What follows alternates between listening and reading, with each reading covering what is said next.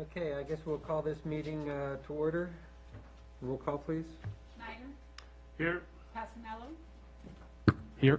Tater. Here. Larson, Here. Shannon, Here. Morris. Weir. Hi. Okay, we'll start the Pledge of Allegiance. Okay, Pledge of Allegiance to the flag of the United States of America and to the republic for which it stands, one nation, under God, indivisible, with liberty and justice for all.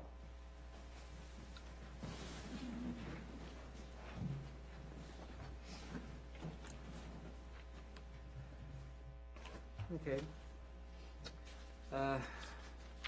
We'll start off with a presentation of Certificate of Excellence. I was made aware by William Crozer, a Deputy Director from the White House Office of Intergovernmental Affairs, that on August 24th, First Lady Melania Trump unveiled artworks as part of the Building the Moment America's Youth Celebrate 100 Years of Women's Suffrage Initiative. The initiative solicited drawings from children between 3rd grade and 12th depicting imagery related to the suffrage movement as part of the celebration of the 100th anniversary of the 19th Amendment, which gave American women the right to vote. Artwork from Charlotte, a resident here in Haymarket, Virginia, was chosen for the exhibit. I'd like to present Charlotte, and Stephanie with this certificate. If you could please come to the podium.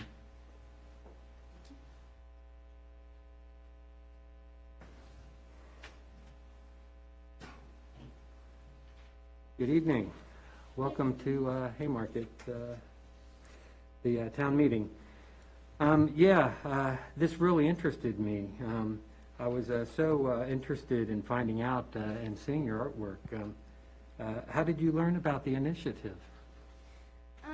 Well, we found out about it because we always follow what's happening at the White House. So we happened to look on the First Lady's Twitter feed, and she had it on the Twitter feed, and we got interested in it. Oh, wow. Awesome. Yeah. Was it scary entering the contest? No, it wasn't. That's good. Do you like art? Yeah. What type of art is your favorite? Drawing, painting, sculpting? I like painting a lot, but yeah, I also like drawing though. Yeah, I'm assuming this was a drawing just off of colored pencils, or did you use something special? Yeah, we use colored pencils. That's neat. Would you like to become an artist? I'm not sure. Probably. I don't think that my art was it's really super good, but it was probably not though. Yeah, I think she's already an artist. that's right. She's definitely an artist. Well, whether you choose to make art a profession or a hobby, did you know studies have proven that including liberal arts in the learning curriculum improves critical thinking skills? I didn't know that. It does. So please keep up with your artwork and actually trying to grow it, because it will definitely help you in your future activities. Okay. Also, I'd like to give some examples of how art has changed society. First, I must mention Frida Kahlo, the painter. Her bright colors and bold brushstrokes made her as popular as Pablo Picasso and Salvador Dali as an impressionist influencer. You also have Ruth Bader Ginsburg, the Supreme Court Justice, making her neckwear fashions a statement recognizing women's participation in the Supreme Court. Did you know she and Sandra Day O'Connor felt judges' robes, the collar line cut on the judges' robes, were cut to highlight men's shirt collars and ties, and nothing for women? So that's why Ruth Bader Ginsburg started wearing the neckwear to make a statement. Alicia Garza, Patrice Colliers, and Opal Tometi, the originators of the BLM movement, using the raised fist icon to bring back civil rights awareness and to symbolize the systematic injustices of our government. Those are just a few of how artwork has played within the roles of trying to change society and the perceptions. But I'll tell you what, I was in awe with the beauty your artwork has and the statement it makes. Thank you. It gave me calming peace, yet made me reflect on the women's rights movement and the systematic injustices in our government today. I hope this impact your artwork made on me improves my decisions making around town as the mayor. Decisions that are unbiased and fair to our town. Because of this, I'd like to recognize you for representing Haymarket with your artwork submission in the Building the Movement initiative. Please continue to improve your talents and use them to impact and improve the future of the people I talked about, like the people I've talked about here. Thanks for your talent and courage. They inspire me. Thank you. What I'd like to do is present you a certificate and a little gift from our town. And if I could have also the local representatives come up and present this with me. We have Pete Camblin, Ms. Ron was not able to make it. and Danica was not able to make it, so if we could present this would be great. That's right, she was self-quarantined, didn't she? You all want to stand here in the middle of the dais? Yeah. We can all get a picture with Charlotte and Mom and Mr. Campbell. You know how Bob likes pictures, so. Yeah. I'll ruin the picture for everybody else.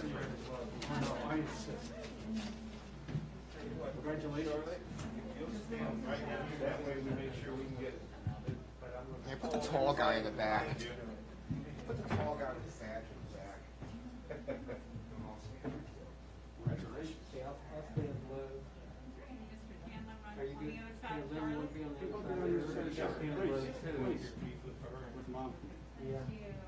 Go down to her level there, or? Anywhere. Here.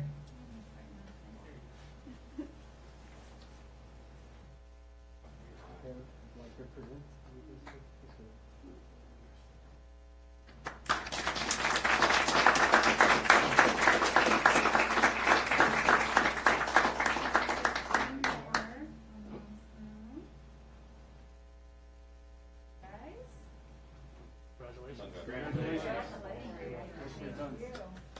Good job, Mom. I'm going to include what was on the website for yours. I don't know if you saw the website, but I just kind of, that way you have a nice little bit of memory there.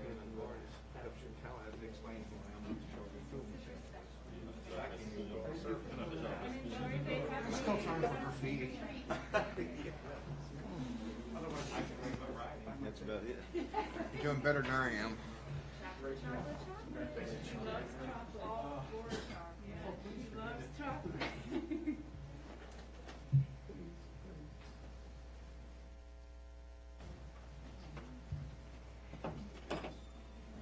What a good way to start. It's a great day.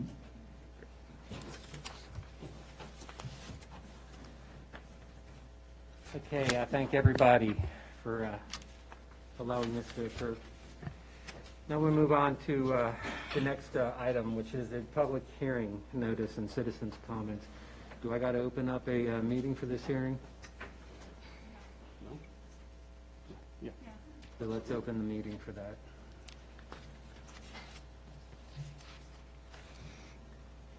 Okay, nothing required, just open. Okay, I guess what we'll start off with this meeting is the any public citizens' time. Any citizens that want to comment on the public hearing for the CARES Act funds coming into the budget? Okay, I see none. Then you can close the public hearing if there's no. To close it, we don't have to edit or anything? Okay, To have a motion. okay. Then we'll go ahead and close the public hearing. And we'll go to regular citizens' time for our town meeting. Do we have any citizens out there who want to present for the town meeting?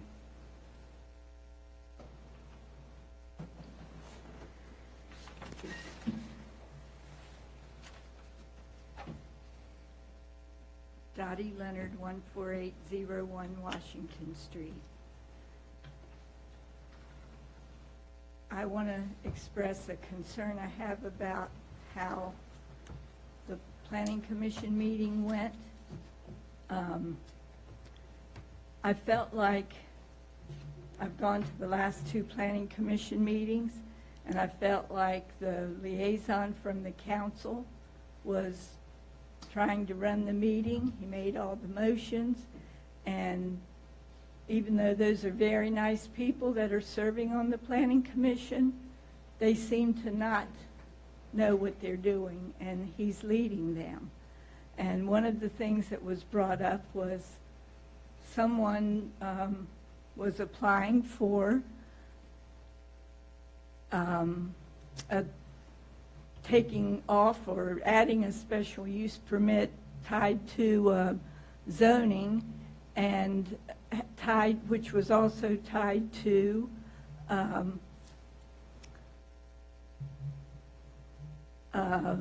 proffer. And in my experience, and from what I've heard recently, the proffers are no longer required, and what they were trying to do was the proper procedure to apply for getting out of that situation. And the liaison from the council, who was appointed by all of you, made the motions and led the people without explaining to them, because I went to one person, I said, do you realize that proffers are no longer legally allowed? And then I said to the liaison at the back of the room, proffers are no longer legally allowed. What do they do in a case? How can you threaten to take away their zoning when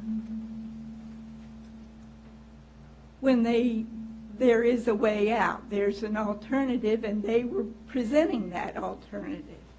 So I would like you all to communicate with your legal counsel the proper way to have handled that. And in my opinion, it didn't look right. So I hope you'll take care of it. The other thing I wanted to express is my sadness about the thought of not having invocation at the beginning of the meetings. And Mr. Mayor, I thought it was very inappropriate for you to say to the council members who were opposed to it, would they be in favor of having a witches ministry included? I thought that's appalling in the town of Haymarket. And I don't care who agreed with it or didn't agree with it. I'll make sure every person, I sent a letter around and I told them, if you're not here at meetings, I will make sure I'm representing you and I will let you know what's going on. So that's one of the things I'll let them know. Witch ministries have never prayed in the town of Haymarket, but they've never asked to either. But I thought that was very inappropriate for you to bring it up. That's it for tonight. Thank you. Thank you for your comments and concerns. Anybody else?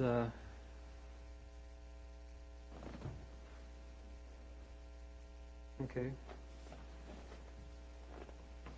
Hi, my name is Jim Payne, 6680 Fayette Street.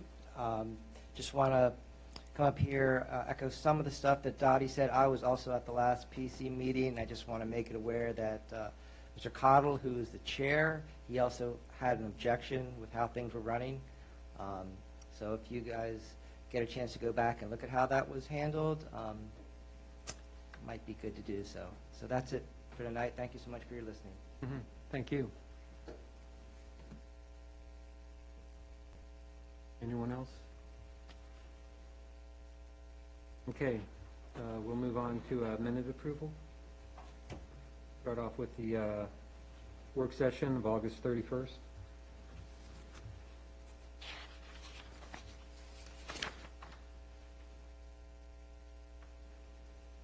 Mr. Mayor, I'll make a motion to approve the work session minutes from August 31st, 2020. Okay, I'll second that. Okay, I got a motion and second. Any discussion required for corrections? Okay, then we'll put it up for a vote. All in favor, say aye. Aye. Aye. Any opposed?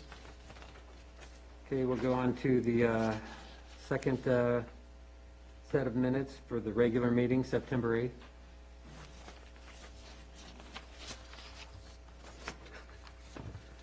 I'd like Chris to make a motion. No, I'll get to the important. Okay. I'll make a motion that we approve the mayor and council regular meeting minutes, September 8th, 2020. Second? I got a motion and a second. Any discussions required? Okay, we'll put it up for vote. All in favor, say aye. Aye. Okay. Now we'll move on to the agenda items. Consideration of Resolution 2020-18, the budget amendment.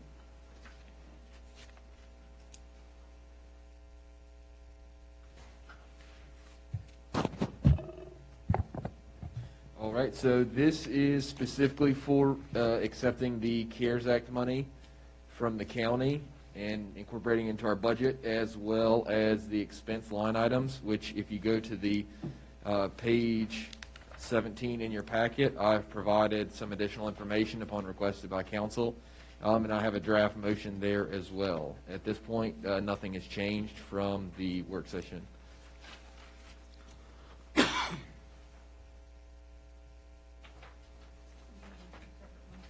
Correct. You'll need one motion for the resolution, and then if you could do one motion for the disbursement plan. Okay, Mr. Mayor, I'd like to make a motion that the Haymarket Town Council approve an amendment to the fiscal year 2020 to 2021 as designated in Resolution 2020-018 to appropriate the CARES Act funds, line item revenue, and CARES Act expense line item. Okay, got a motion and second. Any discussion?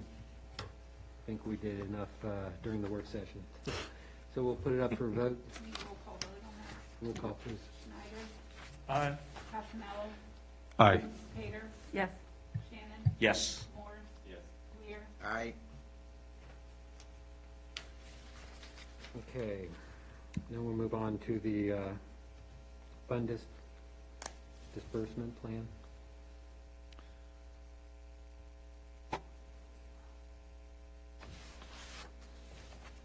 We ready for the motion, Yep. Mr. Mayor? Okay. I move the town of Haymarket approve the CARES Act fund disbursement plan as presented. Yeah, I'll second that. Okay, got a motion and a second. Open for discussion. Yes, a couple of comments. I'm always looking to use some of that money for other things that we can legally do. So in the advertisements that we've done for the public hearing, can we use money for that from the CARES Act to pay for that? For the administrative costs of doing a public hearing, the advertising, what have you. Okay, good. So, just a point, something to look at. We can discuss it at our work session. And the other question is, so we're still looking into the incremental cost of the election, figuring out if we can pay for that through CARES Act funds. I mean, yes, we can, but at this point in time, for the amount that it was, and it was last fiscal year, and the amount of auditing and extra work that it would be done, if that's the case that we need to do, it is still an option, yes. But Okay. I don't think that will be an issue at this point in time. We're still waiting a definitive answer from the auditors, correct? So I had spoken to the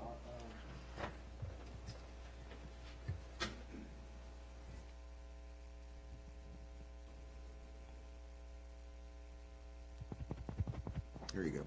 there you go. Council, so I have spoken to the accountant that also works with the auditors and ourselves. That is something we're discussing, but due to the fact that the money was received after the fiscal year was closed, I am still waiting on an answer as to how they want to handle that. That matter, but could we do it? Yes, it is an option. It just depends on how much of the work the auditors think is. Would it be better to just take it as a credit during this current fiscal year or bring it back? Okay, so we're investigating it, and if we can, we will. If we can't, we can't. Yeah, But- and I would personally, I'd prefer crediting it to this year, to keep the books closed for last year. There's no sense going back, and if that's an option. All right. And Okay. at this point in time, with this disbursement plan, there is some additional revenue, which we discussed at the work session. It's about $20,000 left over, which will look for other options to include attorney's fees specific to COVID or other options like that. So yes, while this is the disbursement plan, we still have some left over in case we need to put it elsewhere. And I think it's a good plan, and I don't want to hold it up, so I'm ready to vote. Okay, anyone else? Okay, let's put up for a vote. Yep. Snyder? Aye. Castanella? Aye. Pater? Yes. Shannon? Yes. Moore? Yes. Ware? All right. Okay, next agenda item, bond release of 6655, 6665, 6675 Fayette Street. Good evening, council.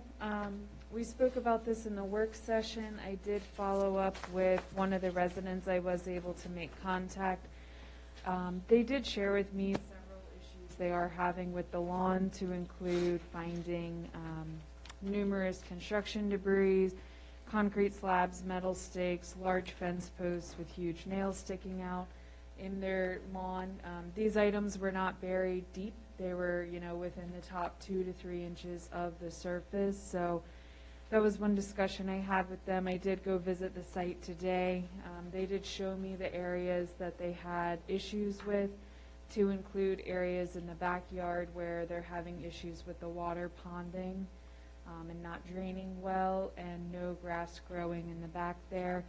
So based on our discussion today, as well as the email follow-up, and still trying to make contact with the other 2 residents, it would be my recommendation to postpone the bond release until we have a little bit more information from all the residents, and until Katie and I can get out there and look at everything and see it and give you guys more information. Bob? I'm not sure if this is a question for the attorney or for Emily.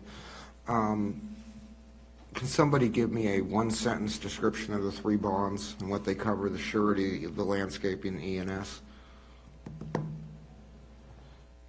So the E&S bond covers the grading and the erosion and sediment control, to include the grass. The landscaping bond covers the ornamental shrubs and the trees in the back that were planted by the developer. And then the surety performance bond includes all of the building improvements that were done, so the home structure. If it makes sense to everybody else, I'm personally willing to release the surety bond, if that makes sense, and defer action on the other 2. Mayor, if I might, it Mhm. sounds like the problem is with the landscaping bond primarily. The grass and lawn issues fall under the E&S bond. They do, okay. So those 2 would be the ones you'd want to keep then. Yes, sir. Okay. Mayor, I have just a couple questions. Mhm. Where is the ponding at? It is actually on the first house closest to Washington Street, in the backyard on the right-hand side. The first house? That is So it's- correct. Okay. And it's along the majority of the fence line there. Chris came with me this morning and took some photos, so we'll send those out in the email for everybody. Okay. I'll just go on record as saying that the second house there, again, that front, again, I'll go back to what I said before. I don't believe we should hold the builder responsible for the condition of that, because when the people bought it, I think it was acceptable. Things like parking on their front lawn and stuff like that, that tends to destroy anything that they're, trying to get grass to grow. Plus, it was never watered. But I wasn't aware of the other, so that's just my comment about the second house in the front yard. Thank you. Okay, anybody else have comments? I don't think it matters how much you water concrete, grass won't grow in it. So the common sense approach is, as Bob suggested, for us to release the surety improvement bond and to hold off. Is it possible, Miss Emily, for us to have the developer there with the landowner when you do your next walkthrough? Because communication is not working out. The land developer came here during our work session and he shared all these good points about why the bond should be released, and that's why I stated that we need to get the other side of the story. Now we're hearing the other side of the story, and they're saying that the house, the land itself and the areas concerning the ENS and the landscape is not up to par. And I think as a governing body, we need to protect our residents. It has happened before where we have gone ahead and released bonds, and it is not the right thing to do if the residents are not happy. We could do our research and investigation and find out, as what Mr. Shannon said, grass was there and they didn't take care of it. And then we can do our investigation and release it. But we do need to do our due diligence in defending those who are not here, which is our residents. So that's my recommendation, Mr. Mayor. Okay. Yeah, I have just a couple of questions. Did you ever get the pictures from the developer that we had asked for to be sent about the grass growing? Actually, the developer promised them. So I received several pictures the next day following our work session. Some of those images included the work that was being done that morning. Okay. Some of them were, pretty close-up shots of the gravel patches there in areas that the grass wasn't growing. Okay, can you forward those pictures? I can, and Okay. I can also forward, I do have some images from when our ENS inspector went out, and she was taking images of how the lawns looked at the time of her inspections and how things were growing to include grass and a certain amount of germination that was required prior to her stopping her inspections. Okay. And I saw that we got an email from one of the homeowners. What about the other two? I might have missed you saying something about that. I've not been able to make contact yet. At this point, I just need to go knock on their doors because I don't have a form of email or telephone, so I just need to go over and knock on their door. Okay, all right, thank you. I've spoken to Andrew, the last house. He had no issues at all, but he's the only one I've spoken to. Okay, Dominic, would you like to comment?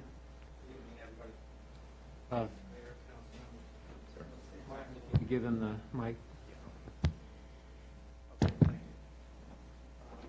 Out of the three bonds, that ENS bond, if you want to hold that, I understand, that's a good point. The other homeowners are not here, the other side, so I'm fine with that. Of course, you vote as you wish on it. The landscaping bond is for the trees in the back. I don't see why that has to be held up. Those were specifically for the tree plantings and everything, and we've done that. In fact, I called Emily when we first had them planted. I said, I can't be responsible if somebody doesn't water the trees. Fortunately, all the trees are alive. I took pictures of them last time when I was there, which is good. And then I appreciate, as far as the subdivision bond, the surety bond, to be released. So out of the three, I'm fine with holding. The one thing I do have a problem with tonight is the way this has kind of been presented. The next morning by 7 o'clock, 7:30, Emily, something like that, I made sure you'd have it before you got in. I sent not just one email of pictures. I sent about 12 emails of pictures because they're in my camera. So I instead of putting them all, I quickly sent them all out. I spoke with the middle homeowner, and she, that very next day, because I had to do service, 2 things on her house. And I asked, I said, I was at the meeting, you're probably going to get some communication about the condition of the starter lawn and everything and whether it's taken care of. And I hope you are going to be honest and represent that you haven't taken care of it. And I think those pictures will show all that. As far as on the other house, I just saw Catherine, which is the first house. They have never contacted me about anything in their yard, let alone concrete and stuff like that. So you're correct, you can't grow grass on concrete. But a representation like that is that it's generalizing that the whole yard is concrete and everything else, and you can't grow that. If any one of you will go tomorrow morning when it's sunlight and go by those 3 homes, you will see that the 2 end homes, the grass, there may be 95% grass, if not 99. The middle yard, it's finally mowed. This is the best I've ever seen it. They actually had weed whacked against the fence since the last meeting, and it looked the best that it has ever looked. But it still needs watering, maintenance, etc. I did go ahead and seed the next day, topsoil and seed. There's some signs. I told Preb, the daughter, please water it. It cannot grow if it's not being watered. Now, I said, if it's going to rain today, don't water it again. So I tried to help in making sure that just because we do that doesn't mean it's going to grow. And actually, before the meeting, Mayor, she was there. She pointed to it. I just saw the gravel. I know they didn't take care of the yard. I said, you know what, I'm just going to go ahead and do that. And that actually was decided before we came that last Monday, and I said I was going to do it. I would have done it if you asked it anyway. But the ponding water, I just saw Catherine. In fact, we were out there. I think Mr. Shannon was there when I actually introduced Catherine to Mr. Shannon, because Catherine was there with her baby and her other daughter, and I introduced them. Never brought up once about ponding water or anything. I've never heard this. I'm happy to go look at it, because if there is ponding water in the backyard, that's not right, and I'll fix it as a builder that stands behind his work. So I'll be calling all of them tomorrow, believe me, to understand where the problem is. But I have not heard of any problems on Catherine. And of course, I was just talking with her. In fact, I introduced the first house, or 6655, which is Sandra and the other gentleman there as well. No question about anything with their yards. So this is a surprise to me. It's also, I think, I thought that last meeting, it was made clear to please, if you could, if the builder sends pictures, that could be distributed as you requested. And here it is being asked tonight whether those were distributed, and you received those the very next day. And unless I'm wrong, but did anybody else receive the pictures? Nobody on the board or the mayor received the pictures? Yeah, I think I did. Emily, well, I was on some pictures that were sent that had several pictures, because I called you. Yeah, I don't know what the origin, but I remember getting about 8 pictures from Emily. Yeah. Oh, those are the ones? Oh, so you did receive them? Yes, we did Okay, receive them. Good. What did you think of Did I miss those them? pictures? You the one you And That's what I sent. Those were mine. I think the ones I looked at were yours. Emily, did you send all the board members the pictures? I'm sending some of the photos over now. They were not sent over last week. Okay. So it's been Fair a enough. week and no one received the pictures.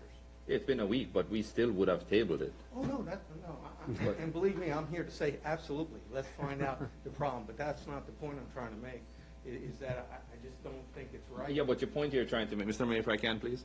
The point you're trying to make is that you sent over the pictures the next day, and our staff did not send it over to us, but we would never have acted on them. Okay, We just wanted proof from you, I was which is why I asked for the residents to be involved instead of a one-side argument.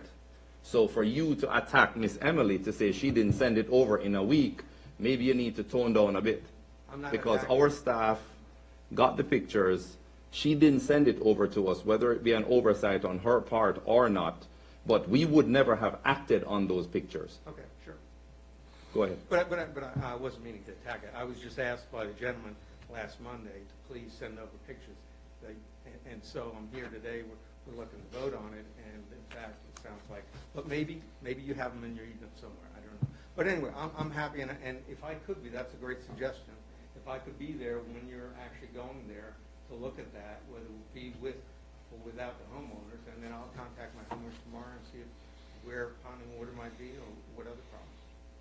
But I would ask if I could please, if the landscaping for the trees release and the surety as suggested. And of course, the ENS, that bond, let's wait till whenever, whether it's a week or a month or whatever, to have that resolved to everybody's satisfaction. Okay, we'll put Bob and then I'll put you. Bob? Mr. Mayor, I would just move we release the surety bond on 6655, 6665, and 6675 Fayette Street. Mr. Mayor, if it's a motion, I second. Okay, I got a motion and a second. It's up for discussion. I'm assuming you have some discussion. So all I was going to say is that I instructed Emily not to send that because photographs that are taken with no date or timestamp on them, there's no way we can verify if that was taken at any specific time or date. So that's one thing that I do have a problem with. Just like you said, if we can't verify that it's fact, why would we send it to council? Just because he promised to send photographs of the landscape in various stages doesn't mean that that isn't what you guys need to make that determination. So 100% I'll take that because I instructed her not to send it to you guys because we couldn't verify it. So that is where we're at. And as we discussed, we did go visit the homeowners. And if you go to the rear of that property, you can see the current state of what it is, and it is not 95% coverage in any way, shape, or form. I don't know how much Which residence are you talking about? The first one. The first one? Yeah. Yes. Yeah, right, just like Emily said, right along the fence line, you can see there's substantial issues with that landscape. So that's something that we had that discussion today. Now, I don't know what kind of relationship the builder has with the homeowners, but, I don't think it's out of the question for them to not get into a full discussion because they may not know all the requirements that he needs to uphold, which is a conversation that we had today that, we need to verify in the rules and everything that was provided, what standards should be met. So that's something that we still need to verify that to see if that standard was met or not, which that's why I think you guys made the correct decision today. Thank you for that. Mr. Mayor, I just have one comment. I strongly disagree with my colleague here, Councilman Morris, and with our town manager. We should have got those emails, those pictures. That would have given us time to look at them before this meeting, and then we could ask the questions, when were these taken or whatever. But again, and I appreciate what Councilman Weir did, because I think we're all in agreement the other ones we released. If we're holding the one bond, strictly, it's my understanding we're holding it because of the first house drainage issue as well as the middle house. Is that correct? Well, between the middle and third house, there was that gravel. Yes, sir. Is that the only reason we're holding that bond, or does it have to do with the drainage? Well, we were also instructed to reach out to the homeowners and discuss if there were any additional issues. And that's what we just found out actually today. There are additional issues. Okay, so that's my question. The bond we're holding up deals with those issues. Well, is that what they said, though? I mean, you say there are additional issues. What are I they would like to related hear from the homeowners and not our town staff on this. Not that I'm questioning them, but I've talked to the homeowner, the first homeowner, well, to the wife. The day that Don there introduced us, I just happened to stop by while he was doing some work in the yard. Catherine, I believe is her name. Found out where her husband works. Very intelligent couple. I'm just surprised that if they had issues, they didn't get with Dominique before. But we don't know what we don't know. So I'm just saying, if we're holding the one bond up because of the drainage and that stuff, I'll support that if that's why it's been held up. Okay. The additional issues, are they related to the surety bond? No, okay. Okay, that's my question, Joe. Thank you. Okay, any more questions? Okay, we got a motion, just point of information, what's the motion for? Just the surety bond? That's all. Okay, this motion is just for the surety bond? Put up for a vote? All in okay. Aye. Hassanello? Aye. Peter? Abstain. Shannon? Yes. Moore? Yes. Ware? Aye. Thank you on that, Mayor and Councilman. Can I ask a question on the landscaping bond, not the ENS bond? The landscaping has to do with trees, I thought. Is that correct, Emily, or am I mistaken on that? Because we could release that bond if it's just for the trees. This has to do with yard drainage, grass. Yeah, and that was my question.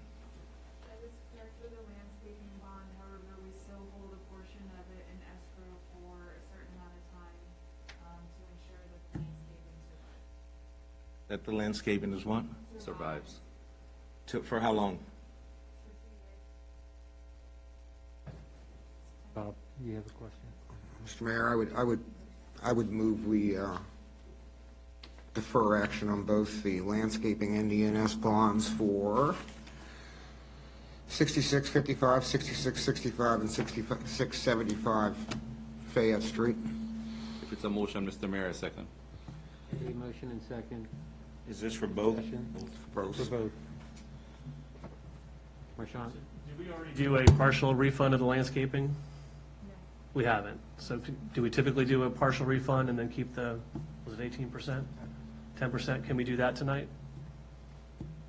That would be an alternate motion, Of just the, just a partial release of the landscape bond. of just the landscape. Given the multitude of questions, I'm personally not comfortable with that, if you're asking for a friendly amendment. That's what I was asking for. At this point, I'm not, Okay, that's fine. I'm not comfortable with that, no. The only thing that I would just offer is that the council is very clear, if we were to continue this again, that we're very clear of the expected actions, whether it's to regrade the site, whether it's to topsoil and seed, that we're just clear on what the expectations are before the next action. I think we're Thanks. going to need a full report on the landscaping from town staff on that particular aspect. Okay. That's all I have, And Mr. perhaps at a later date, we release the landscaping and not the ENS, and, take it one step at a time. Okay, thank you. Mr. Mayor. And Marshawn, maybe it gives the town staff the opportunity that the next time they go and visit, they'll bring the builder. Okay. So there's no one saying, I said, she said. There's not the builder saying, I spoke with the landowner and they didn't have any comments. But then the town staff is saying they spoke with the builder and they're getting these comments. So maybe the next time it will be all the players that are stakeholders they meet there. And to that end, hopefully they can come away with the specific actions necessary to get it right. Exactly. Okay. And if I might add, most people up there still telecommuting, but some might leave to do other stuff during the day, if it could be a morning meeting, whatever might be convenient for the town. And of course, the homeowners, I'll make myself available in the morning as early as possible. Again, I respect the board and what you're saying about that other landscaping, which when I wrote that check, it was for trees and plantings. When we try and tie it in with drainage and saying because the magnitude of the other stuff, I don't see how they should be or would be tied together. If there is a possible partial release, the trees are all there, they're all, they're living, if someone make a motion to have it, but if not, then I respect that's if you want to come together. But they are separate things. One's for trees and landscaping, the other is for the seed and grain. Question, Mr. Mayor, if I could. Hate to be dead horse, but Emily, have we had any complaints, or Chris, on the trees? The trees are healthy. I've seen them too. So why would we not release that bond with the exception of the 18% or whatever? If there's no issues there, why would we hold that bond? And then I guess this question is to my colleagues up here. There were some concerns amongst council. About what? Well, my question is it definitively the issues related to some of the complaints about the property? Is it or is it not related? Do we even have an answer to that tonight?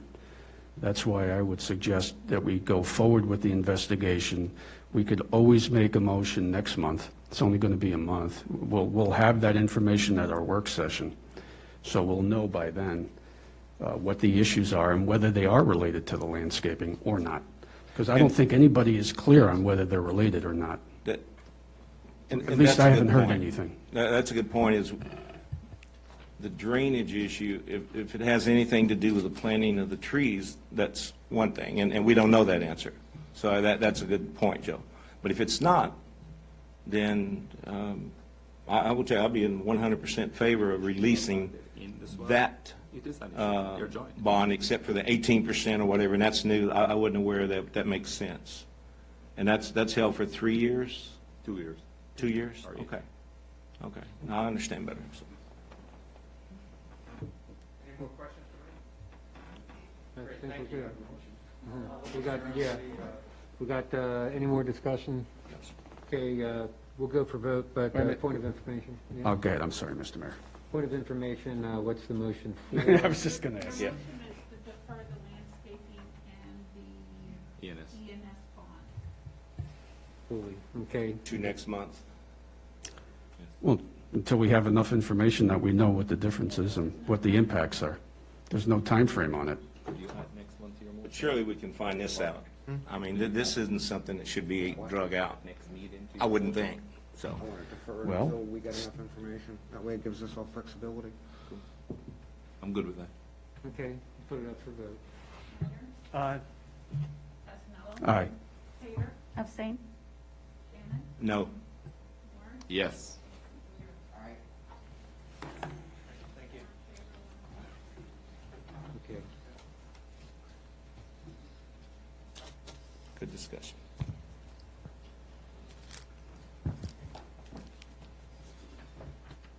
Okay, next item, first quarter budget amendment and public hearing advertisement.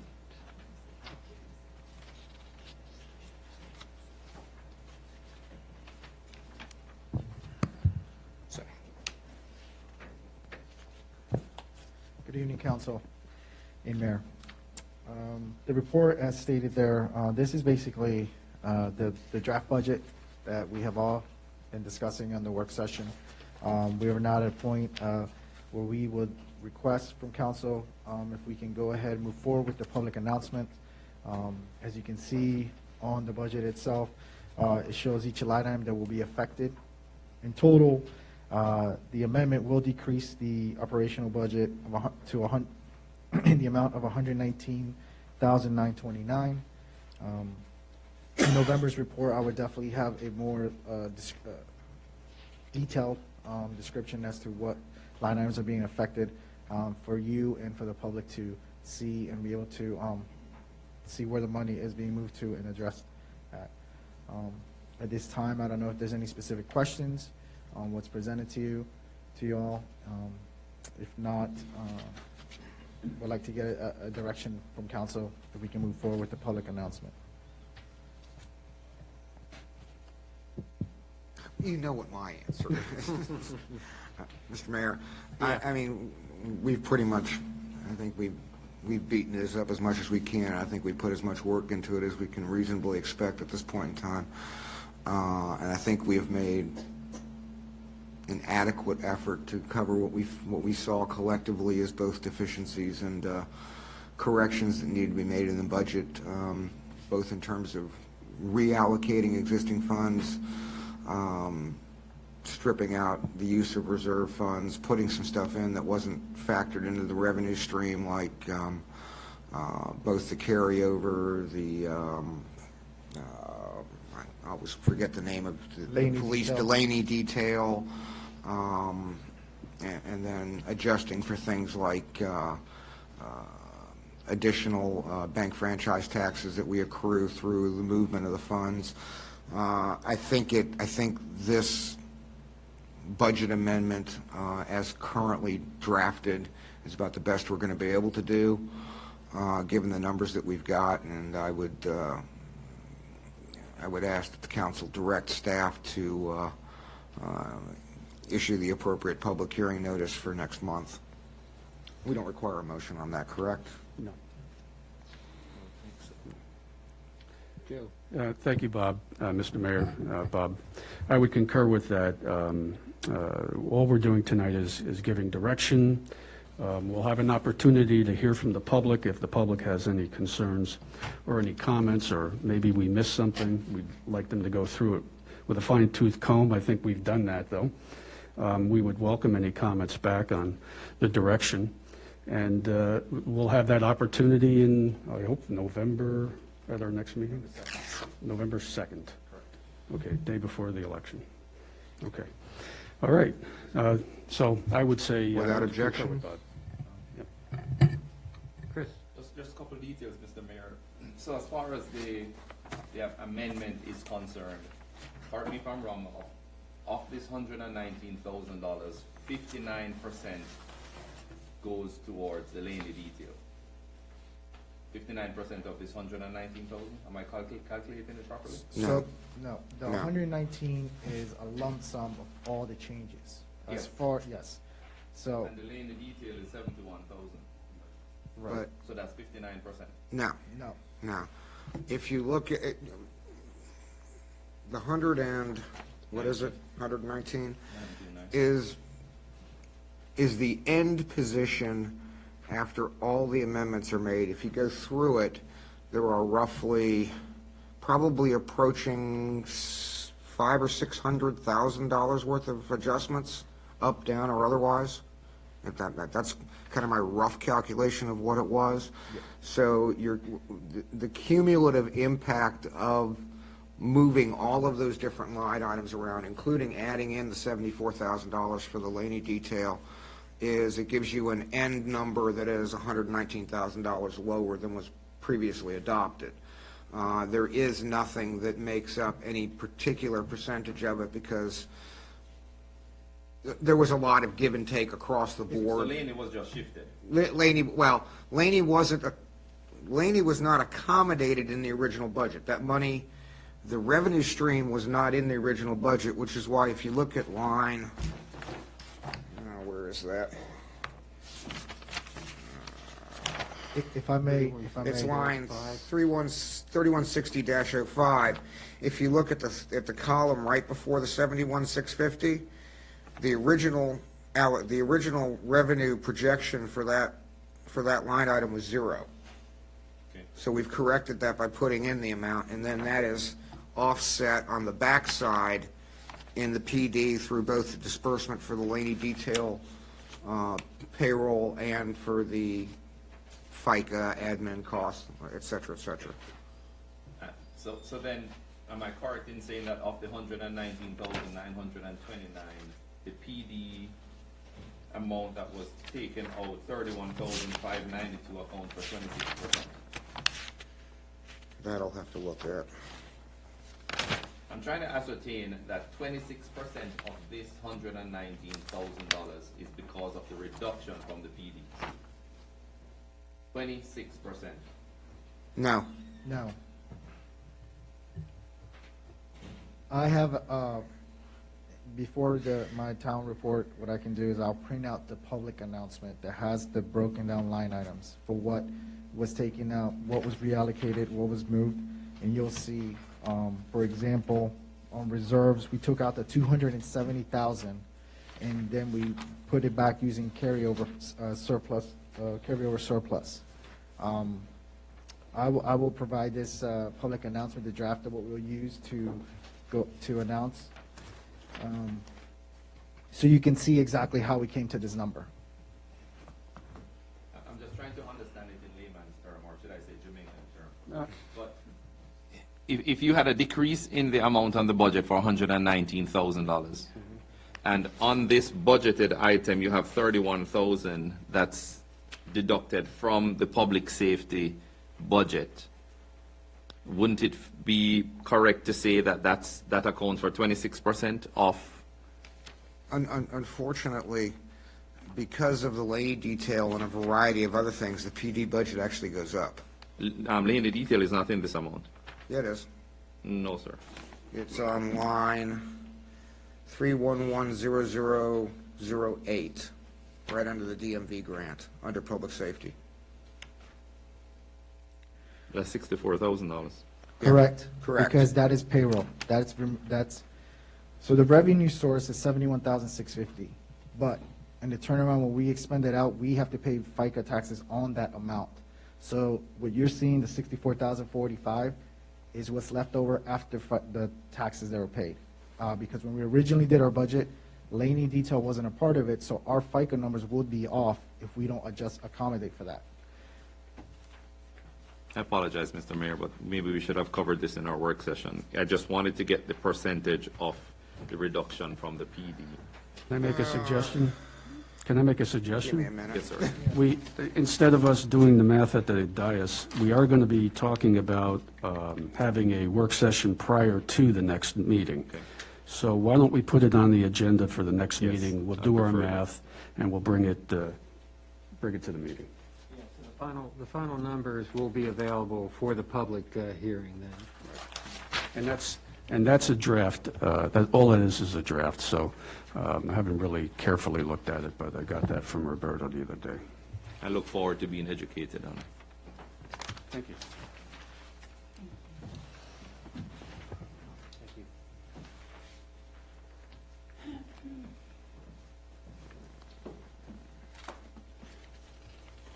It was a pretty dynamic process, a lot of moving parts, so we have to go through it carefully to better explain.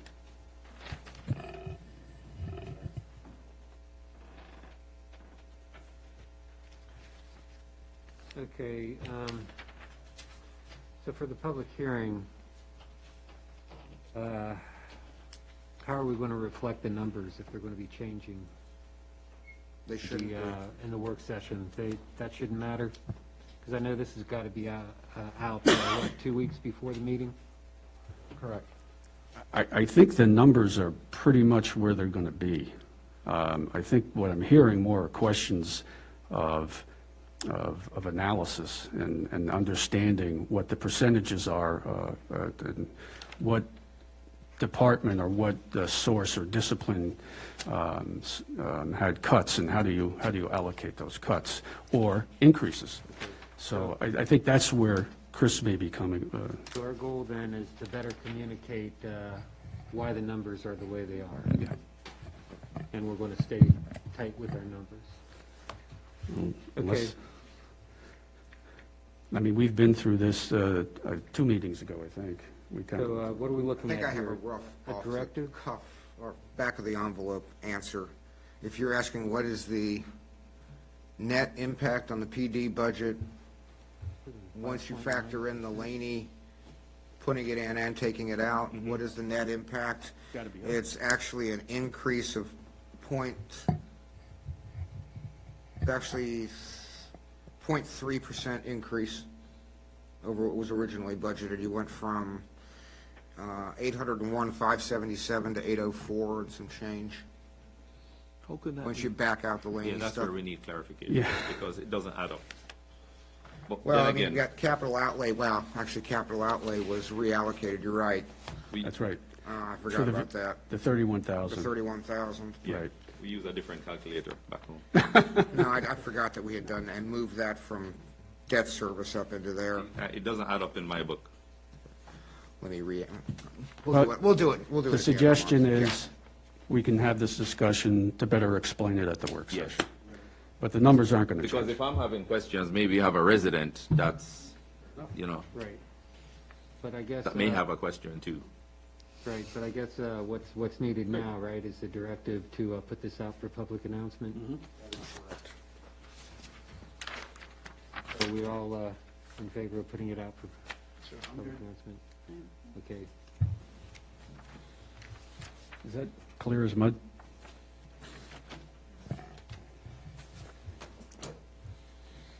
That's right, as long as it's stirred up within the water. Okay, we'll go on to the Finance Committee liaison report. Just- I know, but I thought I'd just put that out there. Okay, we got next the police department. Well, before you get there, you took my thunder. No, I'm only kidding. I was going to say, the Finance Committee is the work session. That's where we should be having these discussions. Right, Yeah. right. Not any separate or private discussion, out in the open at the work session. That's why it's on the pro forma agenda for That is, our but I work do want to session. advise you guys that you're so in touch with every penny that sometimes you have to back off and explain it a little bit more in detail, because you and Bob are so in tune with where things go, shifting around the different areas, making sure things are there. So I think it's just a matter of getting us up to speed, because you're looking at numbers twice per week.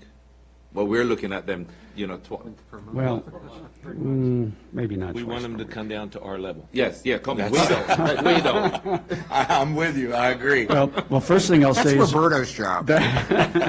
We just Roberto. make the mess, he cleans it up. I think the main difference on this is we talked about these numbers. Nothing's changed on the numbers when it comes to the PD side of the budget. They've actually been the numbers we've discussed, I think, probably since the July work session.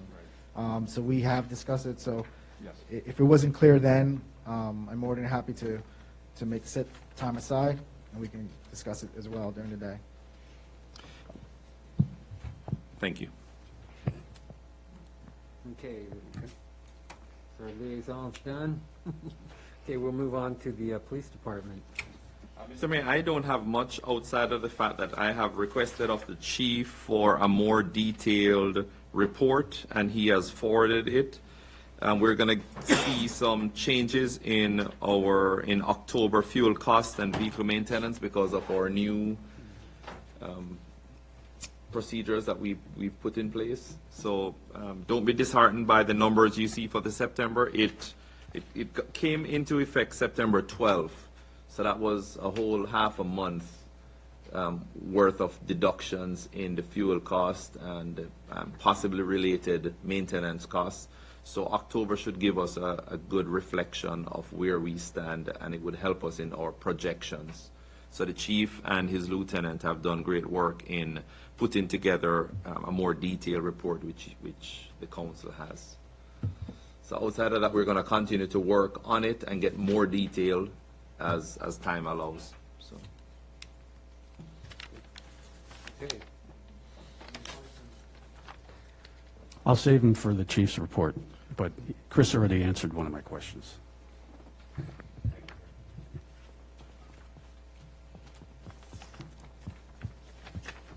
Okay, we'll move on to the Architectural Review Board. I had a work conflict, so Emily that evening I did not attend the meeting, so Emily will give the update. Okay. At the Architectural Review Board in September, the board covered one application. I'll go into detail on that in my report. Otherwise, we did talk about the gateway signs. So the board previously came to a decision on what we wanted these signs to look like. I will be bringing back the approved designs so that we can put them into action and get something planned out officially. We also talked about having a love sign on town property where it would best fit. So we're also going to be working on this project as well this fall. And then we also discussed that we need to update our guidelines. So I've asked all the board members to start reviewing the guidelines. And we're going to come back together when we have a full board present to discuss the guideline update, which I'm hoping is this coming month in just a couple weeks. So that was everything for ARB. Okay, any questions? Okay, I do have one. As you know, we did discuss options for the brick sidewalk. I would like you to raise that to the next session, raise that to the ARB members at the next session.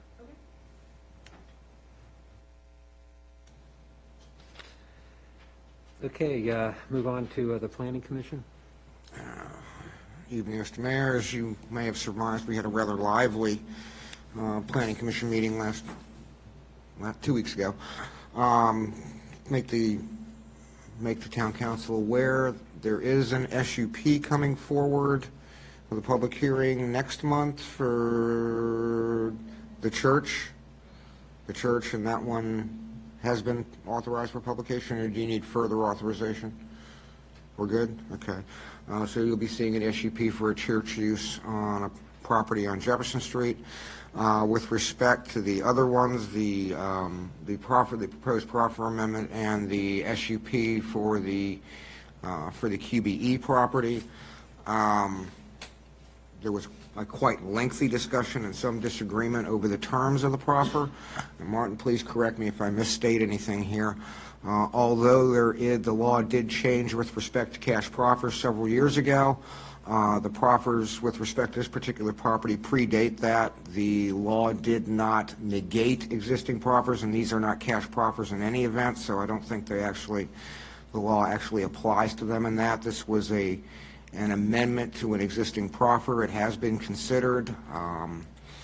There were several that wanted to get some further information. I afforded them the opportunity to defer it. Unfortunately, nobody would second the motion. So at the end of the day, there was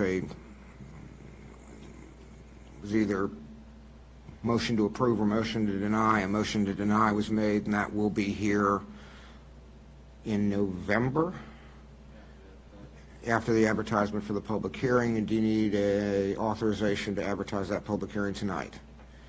So I would ask the council direct staff to issue the public hearing notice for that proffer amendment. The SUP's been deferred as the proffer amendment the proffer amendment is required, at least in my view, for the SUP, and the SUP has been deferred by the Planning Commission until their October meeting. So I think all we need is a directive for the public hearing on the proffer amendment, if there's no objection. No objection. Any objection? No objection. Okay, so let's put that announcement out. And that's it. Good. Any comments?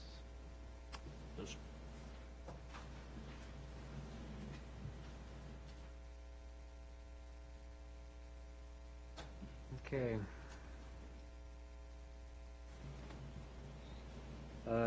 Next liaison report, the Business Roundtable and Planning. Yes, so our next meeting for the Business Roundtable will be Thursday, October 15th at Doggy's Day Out. There's continued reach out via phone and in person, inviting businesses to attend. And then looking forward to spreading the word about our October 31st trunk or treat event that we're hosting. And then I did attend a networking event with Chris, with Prince William Chamber and the Haymarket Gainesville Business Association. Mr. Mayor? Mm-hmm. Chris? Madam, is now a good time to expound on what you're thinking of for October 31st? We are planning something here in the town hall parking lot with proper social distancing, tables decorated, some trunk or treating type activities, pumpkin decorating, and a scavenger hunt. Ice? Ice?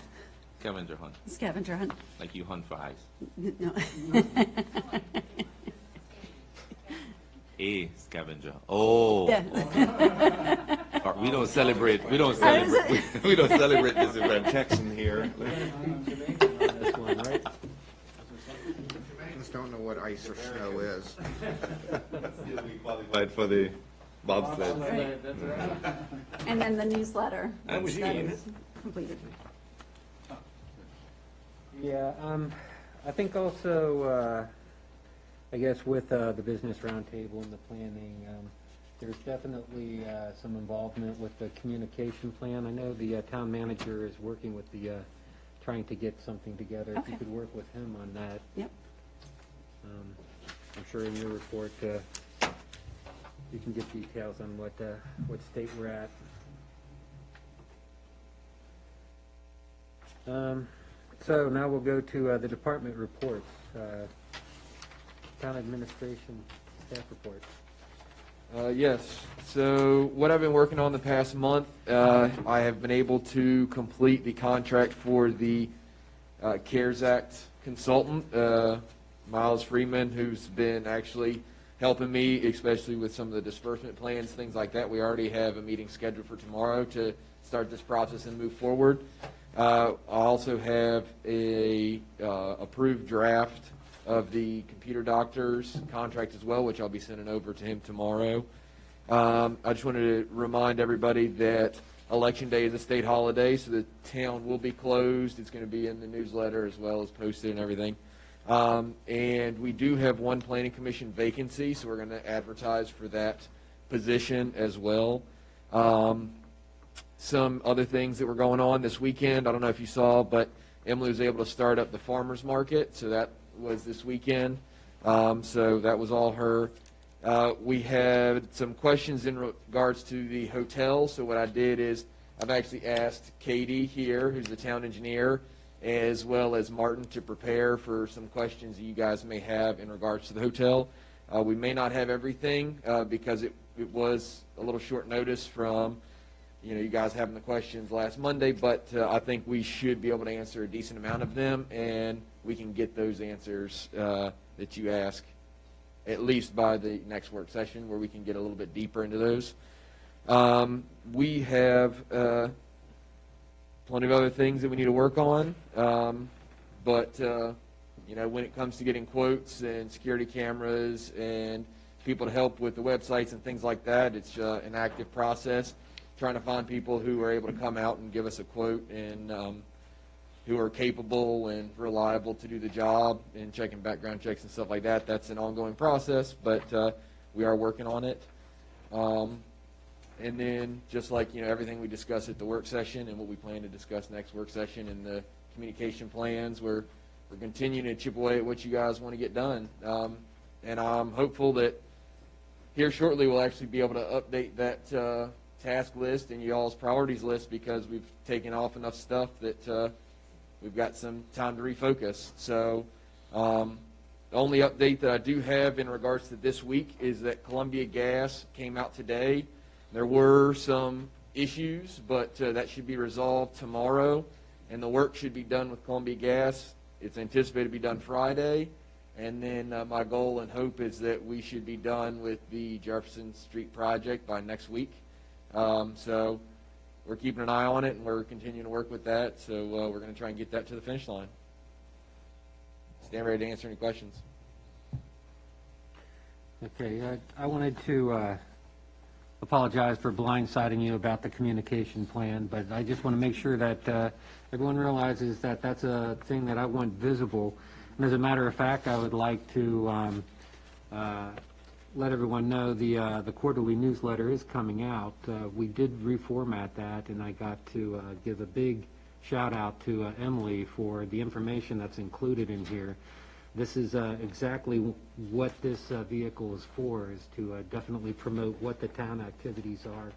And I think you've done a marvelous job on this.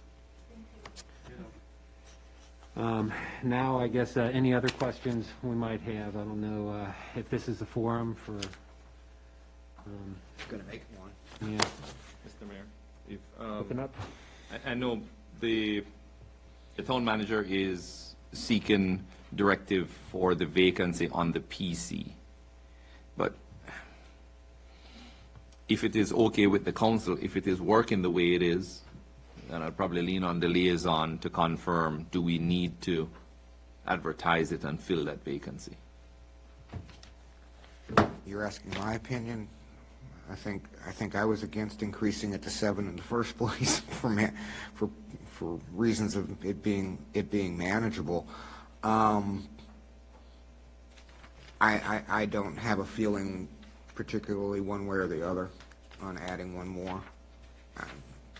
But if we have a tie on it, how is it broken? And How about then it to- comes forward with no recommendation. It dies. It what? Forward with no recommendation. It dies on the Oh. table, Okay. so to speak. Well, I mean, most things are going to have to come forward one way or the other. I mean, That the is planning true, but- commission, you'll just get you would, on a tie vote, Martin, you would, if there was an impasse and no prevailing vote could be taken, it would just simply come forward with no recommendation from the planning commission, typically? So if you're talking about something that has to come to the council for action and there's no recommendation is evenly split, it comes forward with no recommendation. Right. I mean, it comes forward with a notation that the planning commission was evenly split. I mean, I can live with a tie. I mean, it's and kind then of like it's- kissing your sister, but I mean, And then it's up to the applicant to go to the next step, which is to raise it up to the council, right? no, It comes automatic. it comes automatically. Automatic. My opinion is we have the vacancy, we should fill it. I think it gives another citizen in our great town an opportunity to be a part of this town government. I think it's important for that. I also think it's important for the seventh vote, in my opinion. Somebody out there can do something for this town, and I think that's a good thing, to give that opportunity. So that's why I'd be in favor of it. Yeah, and I'm fine with that, since we do have a large enough that we're not messing with the quorum, whether it's vacant or filled. So, you know. The reality is it's going to go forward with 6 until we find somebody anyway. I'm in favor of trying to find somebody. I agree with Steve on this one. I know, I agree with you, Steve. I Yes. know someone. If she would do it again, Well, there are a lot of people that might be interested, and it's advertised in the newsletter, right? So, I mean, it's already sent out? So Then it's a moot point. It's a moot point. Thank you for that, Bob. So let's move forward with it, and hopefully we can find somebody that has some really good qualifications that can raise their voice for other people in town. Thank you. Bob? The list. Chris, in reading the report, a couple of things strike me. I know we've talked about this tangentially, but I'm kind of curious if you need any direction from us or what we need to do. And looking at a variety of the items that you ticked off in the report, do we need to amend our ordinances in any respect with respect to food trucks, meals taxes for food trucks, definitions for them, zoning? Yes. Are we deficient? Yeah, there's several deficiencies in zoning ordinances. I mean, I think, for example, food trucks are one, as well as another, which Martin is a relative expert, to my knowledge, in regards to short-term rentals. So when you're talking about Airbnbs. It's next on my list, Airbnbs, bed and breakfasts. Yes. So those are things that, with you, council's discussion in updating zoning ordinances, zoning text amendments, things like that, those were items on my list that we address, which the top two would be the food trucks and the short-term rentals, which, that's why I said we can absolutely lean on Martin and his expertise. And then I know Emily has a large, substantial list of items that she deals with on a regular basis as well. So yes, that is something that we do need to address here shortly. To that end, obviously the food truck stuff is going to be mostly in zoning. And I think that's part of the package you're going to put together for the text changes in the zoning ordinance.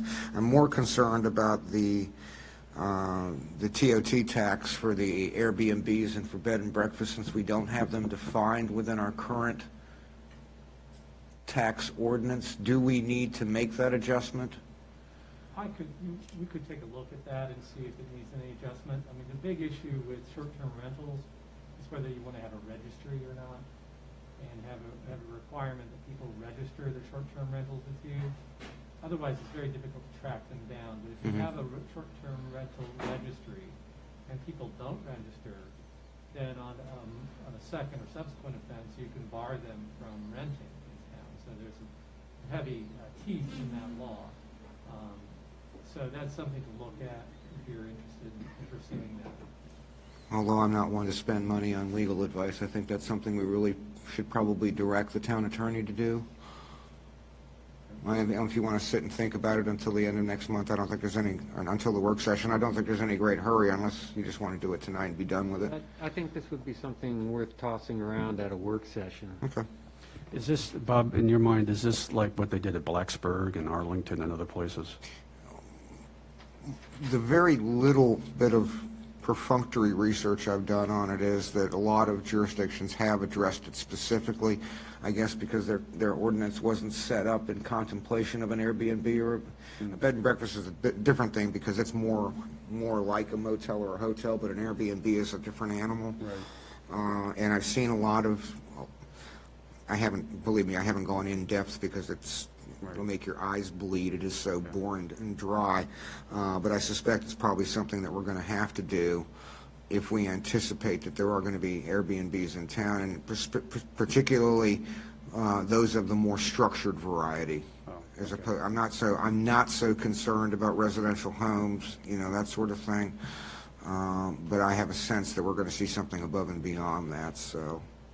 Okay, so what type of research would you guys like to see at this work session?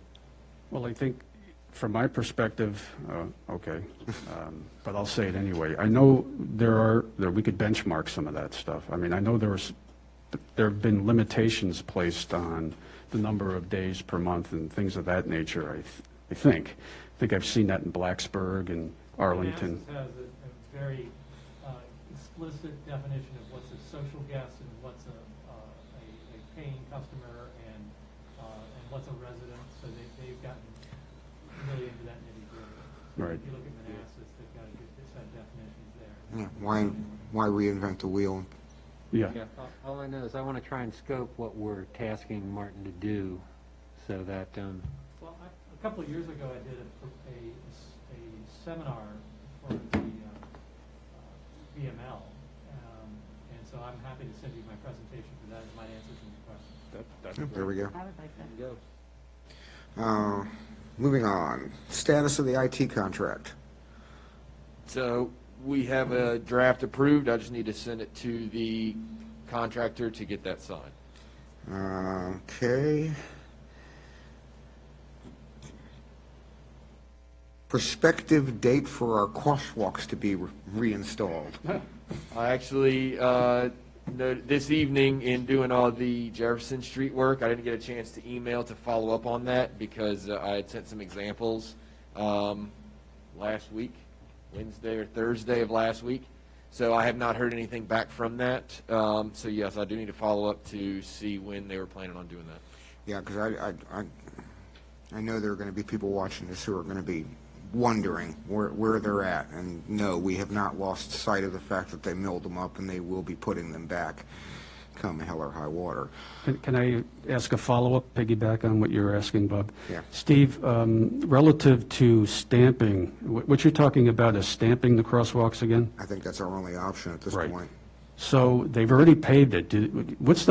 I'm just curious, what's the process? Do they come back with some kind of, is it just pressurized hydraulic? Do they have to heat it up? I mean, Joe, I'm not 100% sure, but I believe what they could be talking about is milling that and putting down new pavement. Wow. I really don't know, though. That's something you'd have to get with Joey Meinhardt. You can talk to him about it. and the reason why I ask is Good because of the question. outages, there's Yes, going to be sir. some impacts to Good that. question. Mr. Mayor, could I add one other thing? I don't know if Chris and we're going to get to it. I've had questions and calls on the turn lane out here, whether that turn lane's coming back, and the answer is yes. I talked to Joey Meinhardt. I don't know if y'all called him, or I told him to make sure that you guys knew that they were putting that, you can't tell it right now, and that traffic gets backed up right now, but that turn lane will be going in. I'm just not sure when they're going to start the striping. And that's, again, something that, Emily, if you or Chris, whoever could follow up and just kind of give a timeline and on that. And then if possible, if they can send us an email, because I know I get questions on it, not only being with VDOT, but being a councilman as well, so. That was actually the end of my list. Oh. I could expound on Columbia Gas, but my frustration is just I get frustrated. to the point where I don't want to even talk about it. let's just hope we can say it's moving forward. Okay. Any other questions? Yeah, so Chris, what was your thinking about the hotel? Were we going to have that discussion now, or were we going to wait till later, or? I mean, if you guys want to have it now, like I said, I asked staff here specifically for, to brush up on what happened with the hotels and see if we could try and address some of you guys' questions. Oh, okay. If nobody else minds, I'd like to tee it up and then have at Yeah, it. and I got to, yeah. Okay. So Katie and Martin, we found out last week at our work session that the utilities on Jefferson were not going to be part of that project, the hotel project. We had some, suspicions about it, but we didn't know for sure. We're not sure what kind of agreements are in place related to conveyance of the land for the turn lane and things of that nature. Of course, there are other questions about the construction and impacts and what have you. And Emily did a very good job of explaining a lot of that last week, but my questions are related more towards agreements, MOUs, any types of agreements in place, things that we don't know that we're responsible for, what they may be, as I stated earlier about the utilities. So I wanted to kind of tee it up and throw it out there and try to better understand exactly, do you guys have any other NDAs or anything else related to this project? No, there's no NDA. The only memorandum of understanding is the one that's dated April 6th of this year, dealing with tourism and travel promotion. That's this document, which you should have a copy of. You know, I'm not sure I have that. Maybe I missed it. Could you send that again? Of course. Okay. The turn lane was part of the discussion. There was a meeting that then Mayor Leak and I had with Ryan Morgan on November 20th of last year, where we had discussion about that issue, which was about the dedication of a portion of the TOT to the tourism promotion. And so that was the focus of that meeting. And then there was a later closed session, thank you, closed session of council on January 6th, in which the whole council discussed in closed session with Ryan Morgan the terms for that memorandum of understanding. And that's all TOT related, correct? Correct, all TOT. The turn lane was an issue only because, as Mr. Morgan pointed out, he was making a substantial donation to the town in kind because of the value of that turn lane, which the need for the turn lane was not entirely driven by the hotel. I'm sorry. Yep. That, what you just said a while ago, was that discussed in that same meeting? Yep. Or this is a separate meeting, the turn lane? Turn lane, I'm looking for my notes. I don't remember if it was the first meeting or the second meeting. I think you shifted gear a while ago. Okay. With what was discussed in closed session. Okay. Well, I probably shouldn't get into a long discussion about what was in closed session, but you did ask, what the agreements were and how that related to the turn lane. The only thing I recall was there was a discussion about the value of the turn lane, which again was not something that the hotel created the need for. The need existed previously. Mm-hmm. There was no discussion in my recollection or in my notes about anything dealing with the utilities.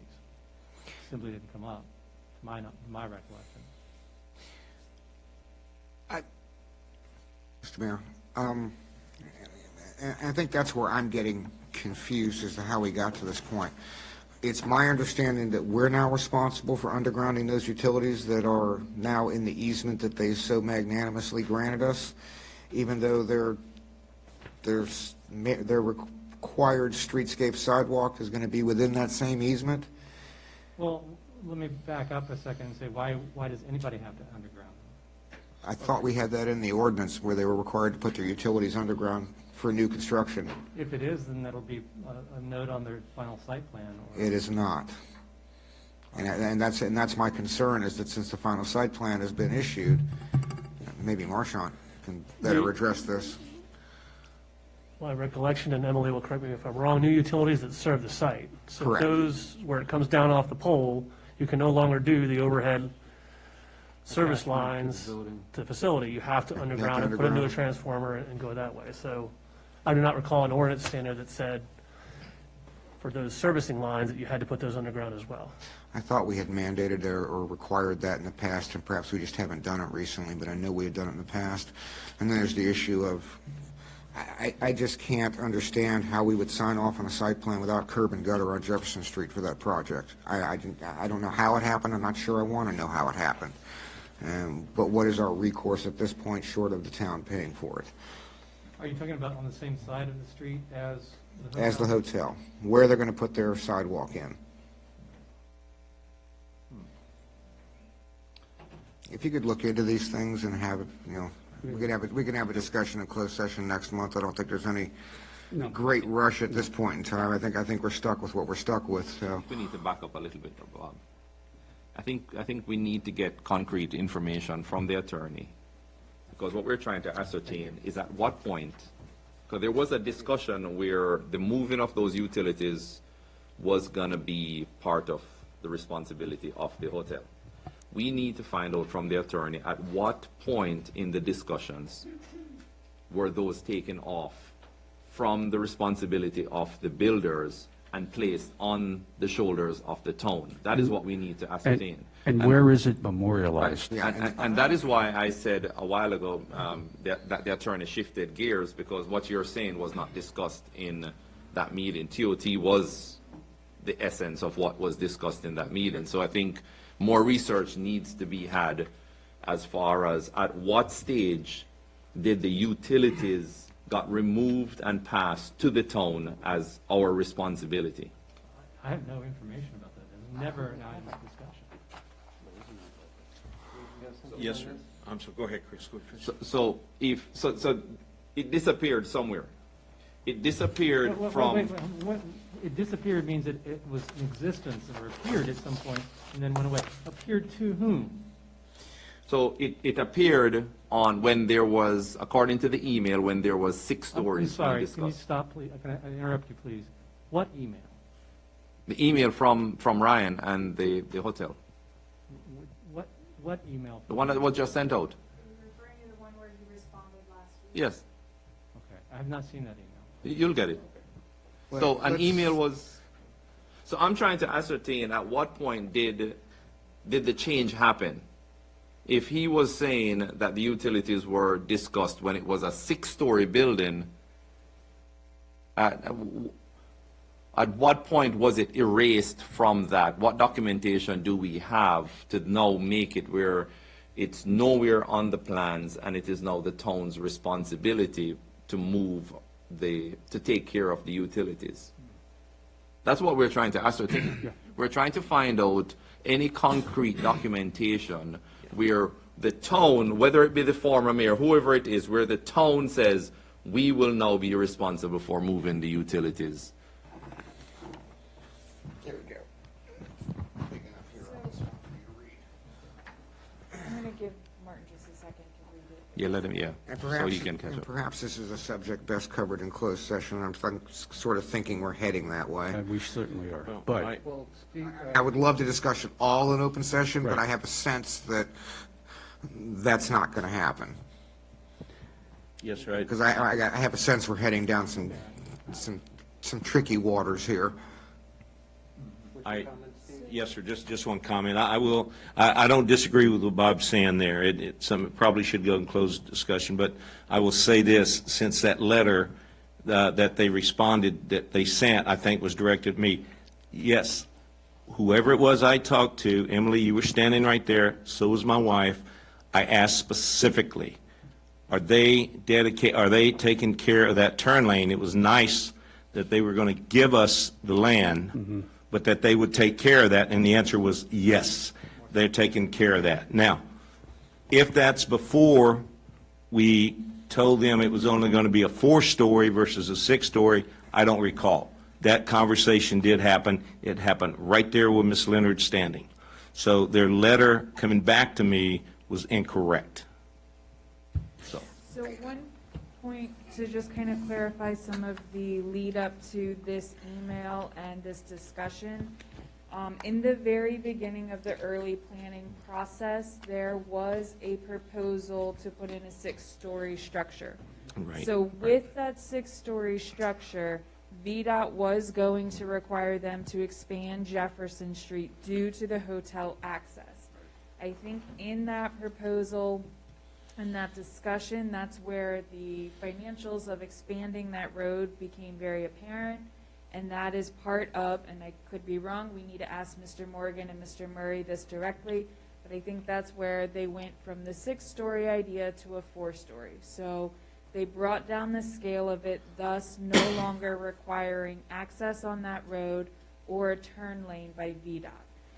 I did go to several pre-scoping meetings with VDOT. I sat down with Peter Gerner and their traffic engineer from Grove Slade, just right here in town, as well as the applicant. We discussed through what the scope of the proposal was, and at that time it was 4 stories. That was in, I believe, May of 2019 into July and August. We then worked through a traffic impact analysis, and I have all of the traffic study, preliminary, and final site plan reviews and comment sheets from VDOT. Those are all readily accessible that we can share with you, going step by step through that process. During that process and some of those comment sheets is where it states that for them to install curb and gutter, it is required on the road that they give access to. So that would be required on Fayette Street. It was not required of them on Jefferson Street. That defers back to our zoning ordinance and to the Prince William County Design Standards Manual. We do not require in our zoning ordinance that they have to install curb and gutter on Jefferson Street. And then just one last quick point. The underground utilities is section 58-18.19, underground utilities. And the way I read it in here is that, as Marchant previously stated, if they're installing new underground utilities or new utilities on site, they must be underground to include electrical, water, sewer, power, gas, telephone, and cable utilities. Bob first. Sure. One of the reasons I kind of bird dogged on this issue, and I've since been apprised that perhaps I'm operating from an old code, is that at one point in time, curb and gutter was mandated in our zoning ordinance. And apparently, I guess, under the previous administration, when Kimberly jammed the current zoning text through, this cookie cutter, quite frankly, piece of junk that we have as our current zoning ordinance, that was conveniently left out. So I don't know what our options are now. The site plan was reviewed, the site plan's been approved, nobody raised it, and so now here we are stuck, and what I would like to determine is what are our options, and absent any other options, what is it going to cost us? Because there is no calculation that we have done and no accommodation from a revenue standpoint or an expenditure standpoint for burying those utility lines, installing a curb and gutter, or even paying for the turn lane. And, you know, I'd hate to have somebody put in a brand new hotel, sidewalks on two sides of the hotel, and then, quite frankly, have it look like crap on the other two sides, including one of the most prominent sides in town. I mean, I understand it's not our fault, and I understand, you know, that we're limited in what we can do about it, but I do want to find out what our options are, and absent any reasonable option for somebody else to do it, just exactly what it's going to cost us, because I don't think we're going to like the charge. Mr. Mayor, if I could just jump in with an asterisk on that. Kimberly Murray came in after that rezoning, the zoning rewrite was already underway, and did not have the ability to devote the time to it, and we didn't have the staff support that we have now at that time. So I don't think it's fair to say that it's Kimberly's fault. I won't say anything about the value of the product, but I just wanted to put in a word for Kimberly, since she's not here, that was not her. Mr. Mayor. Got a Mayor. line here of questions Oh, first. okay. So is this comment directly on what's No, he been can't said wait. here? No, can't wait. Yes. Yes. Is Sir, there a so- comment on this, or? Yes. So Emily, what you're saying is it does not, for if we are to absorb the expenses of the utilities, we do not have to go underground, according to what you just read. It is only for the landowner, if they're connecting it to their new building, that portion has to be underground. So what I'm saying, if we're absorbing the cost in moving the utility, we do not have to go underground, which is the vast amount of the expense. It's a huge chunk of the expense. Possibly, yes. But if you look at the land area you have to work with, you have little to no area, because you can't bump it across Jefferson, because you're already right on the old bank building, and then you can't bump it right up against the hotel. Because that's where your sidewalk Right. is. Turn lane. Yeah, I'm just raising that point because we are now going to be seeking and looking for possibly costs. Well, one, I want to jump on that one. One area where we might have a better understanding is in the design and the engineering. Have they engineered for that in their drawings? Is there anything in there about the undergrounding and where they do their tie-in? Yeah. Are they tying at Fayette or on Jefferson or what? I will have to look that up in the plan and get back to you. Because that will help answer a question if in fact, I mean, because otherwise we might be on the hook, and how are we going to do that? Because we've got nothing budgeted for that. Right. They're Not in this one. proposing to connect at the corner of Fayette and Jefferson and come across their site. I'm sorry, can you say that again? They're proposing to connect their power to the corner of Fayette and Jefferson and come across their site. In Washington? Across their site, how? Fayette and Jefferson. Oh, sorry, Payne. Payne, not Fayette. I apologize. Across to Fayette. Okay, so they're not tying into Jefferson at all? The pole they're tying into is kind of at that corner. Well, I wonder how that's engineered. Yeah. Well, Mr. Mayor. a quick question. Yeah, I just want a clarification. Thank you for bringing that up about the meter while it was 6 stories, because that may have been when I had the conversation back there, where you were there and my wife was there as well. So thank Yes. you for bringing that up, to And clarify. one other thing just to add on that, when they had that proposal for that 6-story, it was up for a zoning text amendment that Right. night. Yeah. We had a public hearing scheduled, some of you may recall, they pulled it right at the last minute. So Correct, that yeah. proposal was kind of pulled there last minute in early 2019. Okay, thank you.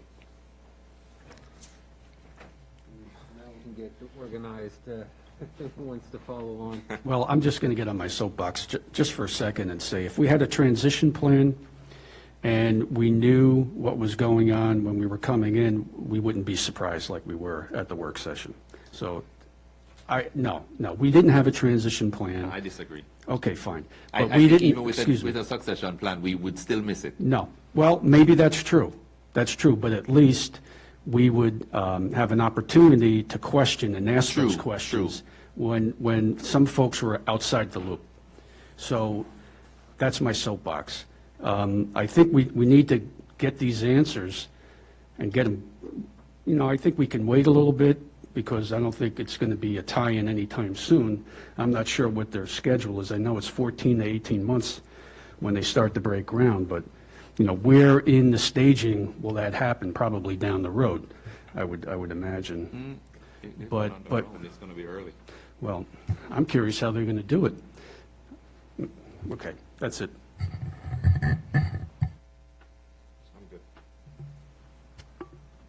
Prashant? I disagree with the zoning. I worked on the initiation of the zoning ordinance rewrite. I will agree, though, that the way it was ended left a lot of holes in the document. And perhaps that's better said than what Thank I, you. yeah. So, I agree with that statement. okay, and there's always room for improvement. I guess we need to be clear about if we're simply wanting to account for how decisions were made and the lay of the land so that we can move forward, that's fine. I had issue with how the hotel came about, but the decision's been made, and we need to move on now. So the TOT tax, can't we put that TOT tax back into a way to fund that improvement? My guess would be that the relatively minor amount that a TOT tax collection would take in over the course of 2 years would barely put a dent in what that's going to cost us. My guesstimate is this is going to take 10 years Okay. of TOT So- tax to cover, To fund that. to fund that turn lane over there only, not even to fund ours. Okay, that was just a simple question. Could a portion of the TOT go to, that's all I was asking. So the next thing I think we need to understand, when I talk about barriers to development in town, utilities and sidewalks are going to be a big issue. So let's say that the hotel did come and say, I have an issue here, but it's $100,000 to move that pole. I think it's reasonable to expect that we would want to start entering into either public-private partnerships, or at some point, we're going to have to take over a lot of capital investment, because some of these smaller lots are not going to be able to handle these utilities or the cost of these utilities. So if this is I don't disagree. I don't mean to step on. I don't disagree, but I think that needs to be memorialized, and we need to know it up front. There's just not doing the work to make that clear whose responsibility is, I think, is what my issue is. And so, knowing the lay of the land and what we need to go forward, there's going to be a time where there's going to be a void between the edge of pavement and the sidewalk. For us to be able to put a curb and gutter in there, we're going to have to dig down, kind of like they did out here along Main Street. And that's where my concern is. I don't think we can put the curb and gutter in and accommodate the turn lane without moving the utilities. And I think that's where that's the fly in the ointment there, is where, because of where they're located. Yeah, it's the high dollar part. I mean, the pullback here was insane amount of money to touch. So I think realistically, going forward, we need to be clear about the expectations and to be clear about how we resolve it moving forward. But utilities and sidewalks, those are going to be significant barriers to some of these smaller lots as they start to come in. So. But with respect to this project, they are putting in the sidewalks. They are putting in the sidewalk. On I think it's two going to be sides. flush with, what's that? On two sides? 2 sides, or is it 3? I think it's included on Jefferson too. Is it, okay, yeah, you're right, it is on Jefferson as well, you're right. Jefferson's there. Now, that's going to be flush with what's across it, and we're going to have to figure out some sort of barrier to keep people off the street. Payne Lane, same way. There's No not going to be curb sidewalk. and gutter back there, but there's a narrow width there. We're going to have to figure out how to do the pedestrian. So if we're simply putting it together to figure out how next forward, that's fine. I don't sure that I'm particularly interested in rehashing the past. So, thanks. Part of the issue for me, Marchand, is better understanding what else is out there. When you get a big surprise like this, and frankly, I think most of us were surprised, is there anything else out there that we're not aware of? Okay, and that's the part of the exercise? Okay. This deals with complete future planning of our CIP and all of our major expenses that we've got to cover. I just think messaging-wise, I get sensitive to this because all the years that I've been in this town, it's always this negative sort of, we're anti-business, we're anti, new residents, and I think that comes with how we message, and that comes with how some of the optics. So if we're able to say clearly, hey, we need to understand the dynamics of this situation so that we can adequately plan and facilitate that, then I think we need to be clear on that messaging. Yeah, and we could negotiate on the smaller properties who's covering what. Yeah, but we need to know ahead But of we time. need to as Joe's- understand, have an MOU or MOA. Okay. Okay, who Thanks. wants to go first here? And then I'll wait. Yeah, I don't disagree at all, and I think you're right in many respects. However, there's another side to that optics, and that's to the residents, because, you see the hotel come up, and then they see no curb and gutter, or, flooding issues, or any other thing, and then suddenly it's, you're not going to get your streetscape because we've got to pay for this now. Well, yeah, and then the first question that all of us are going to get is, which idiot approved it? Am I wrong? That's perception, and that's what we get to deal with. Okay.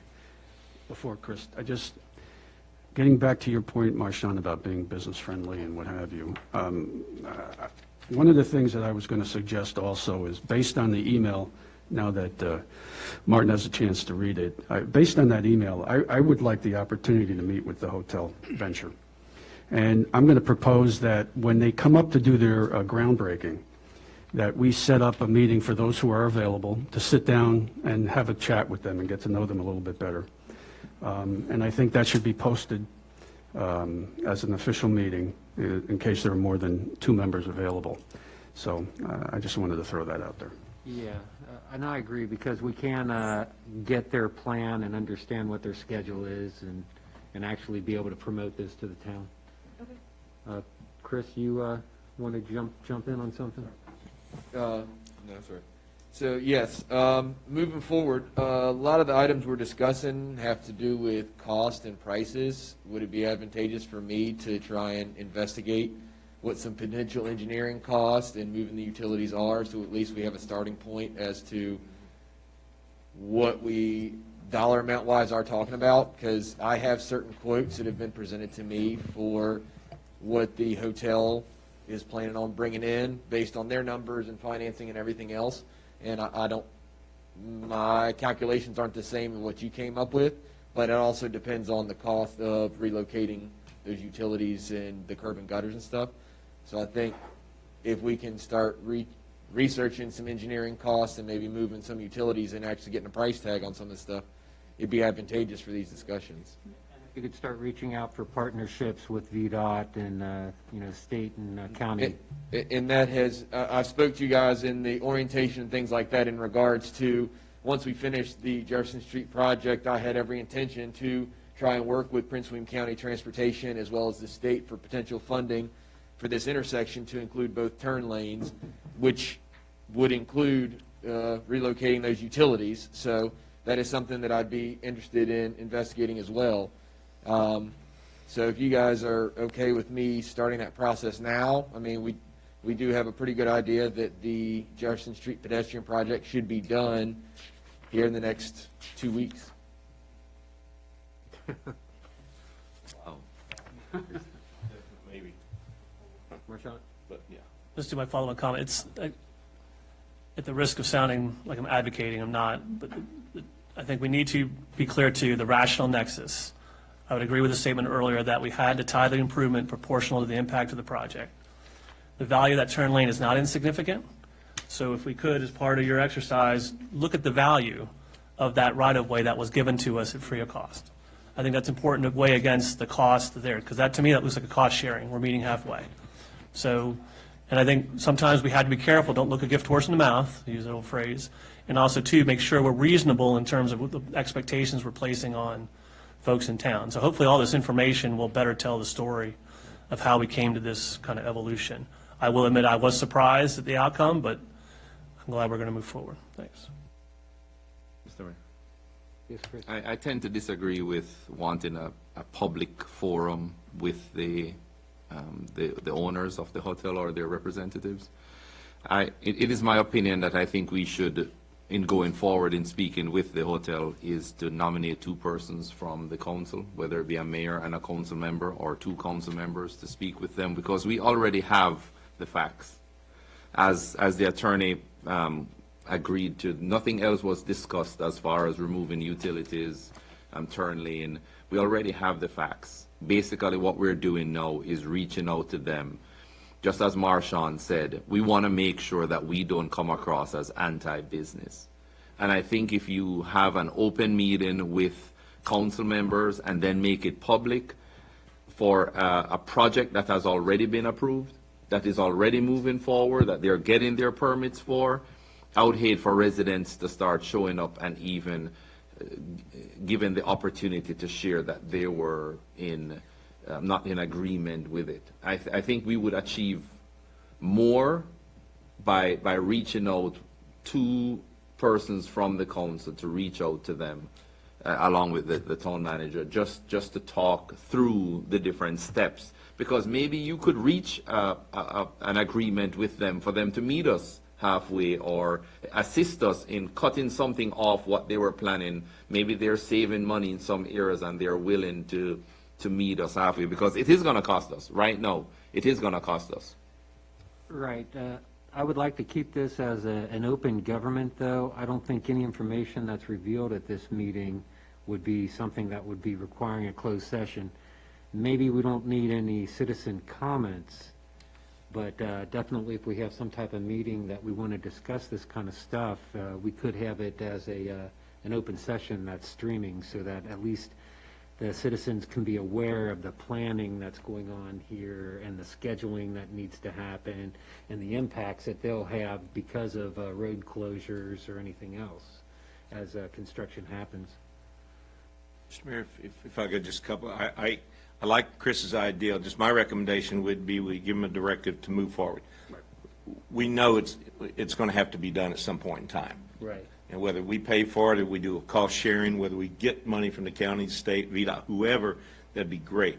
But possibly, and the reason I'd like to look at the costs is, and as we meet with the hotel ventures, with the folks, they have builders on site.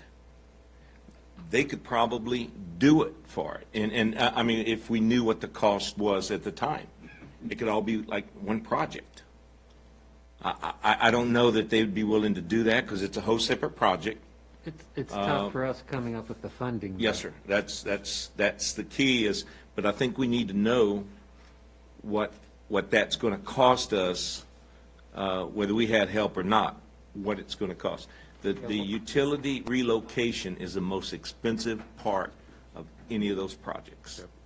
So I think if we just have an idea, I think that'd be a feather in our cap just to know what we're looking at. Is there anything else? I think we're ringing this out pretty good. I think we need to try and get this meeting rolling. Any other comments before we move on? Okay. Bob, anything else on your list of comments? No. Do you have anything? I would just ask the attorney and the engineer if they have anything they want to add to the conversation. Anything else? Okay, thank you. And Chris, you're good? That's good. You guys good? You're good. Okay, so I guess we'll move on then. Go to the police chief report. All right, good evening, council. You have the monthly report in front of you. With the charts and graphs, I need some feedback from you guys. If is this what you were looking for? Does this give you what you need as far as the way it's broken down in page per page? This gives you year over year for each month. Anybody? Good? Good. From the requesters, I think you, Bob, and Joe requested this information. I think Chris did. This particular breakdown, I think, was from Councilman Weir, who said he'd like to see it. He sees it better in graphs. Works for me. Okay. I just, Good feedback? Yes, sir. if I may, Kevin. So let's talk about the substance of it, or would you want to do something else first? That's fine. No. I mean, overall, I like it. Okay. I think it tells a story. I'm curious, though, if you look at overall, the numbers on the rest and some of the traffic, the total in-town calls seem to be down. Seem to be down quite significantly. And I was just going to ask you, what would you attribute that to? COVID. Everything slowed down because of COVID. Traffic stops. At one point, we were telling officers, don't make a traffic stop unless it was something very serious. Those ended for a long time unless it was a serious violation. Also, less people out. In the very beginning, people were in their homes a lot, and so people were out. And I think that's continued the trend of less people traveling, more people staying at home, officers deciding more what they're going to get out on versus not get out on in order not to expose themselves. I would say 100% related to COVID. Yeah, that makes sense. Makes a lot of sense. So is it your expectation that once we get through this thing, hopefully sooner rather than later? Yes, sir. that There things- were expectations for each officer set for each month, what I expected them to do. Those numbers were not expected, and those things that they needed to do each month based on the current situation. Everyone was just trying to stay healthy so we would still have a police department here. And I really like the vehicle maintenance, the way it's captured.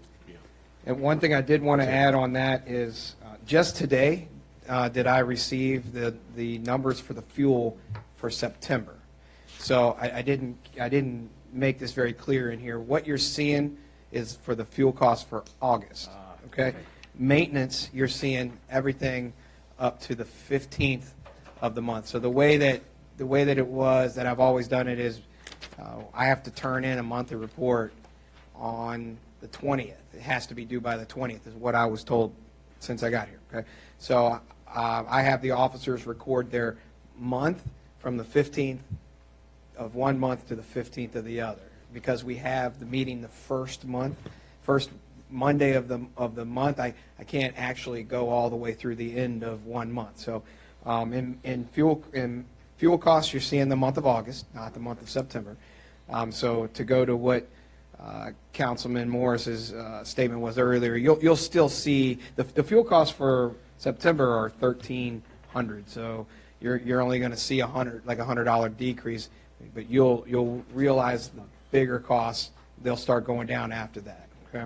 That's good, and that's why I like the table. That's a Yeah, really yes, good sir. idea. I figured that this would be up to date. You'll be able to see it every time, and not just the finance liaisons when they see the bills, but everybody. You can track the maintenance, you can track the mileage, and how that goes. And thanks for that clarity that this was August, actually, because I did the math and I extrapolated out, for 12 months, and I was like, oh, well, Yes, that's sir. pretty high. Yeah, and even though we went to a no take-home policy toward the middle of September, we still had a lot of things going on in September, special events where vehicles were going, and I can go into more detail of that next month, where vehicles were traveling a lot more than they would normally in a month. Thank you. Yes, sir.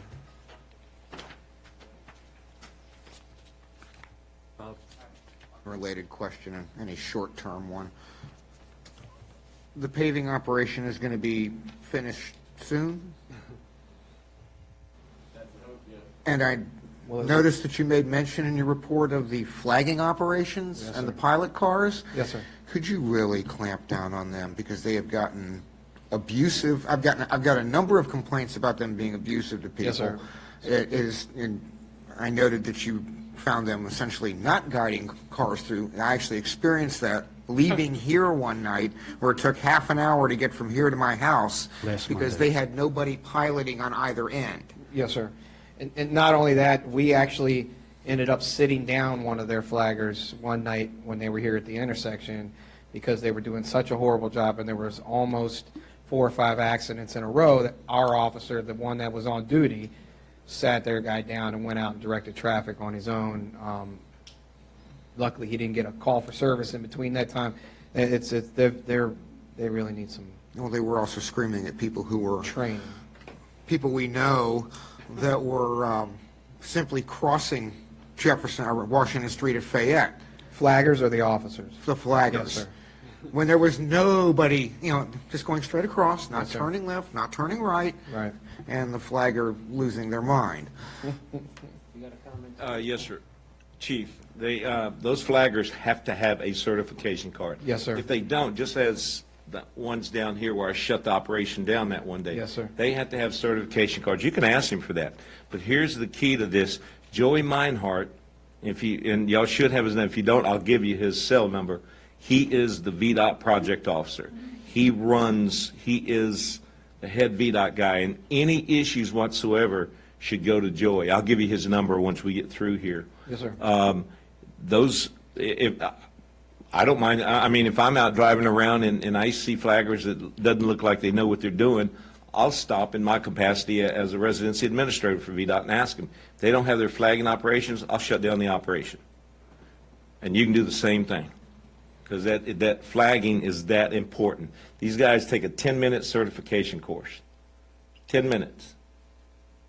And it's not anything difficult that they're doing. They just get complacent, and they can get arrogant at times, and that's just unacceptable, especially with our citizens driving through town and getting, whether it be verbally abused or whatever. So, and hopefully they'll do better, because hopefully somebody's watching this. But definitely Joey Meinhardt, if you don't have his cell number tonight, let me know. I'll give it to you. He's the person you talk to. He's working the night shift.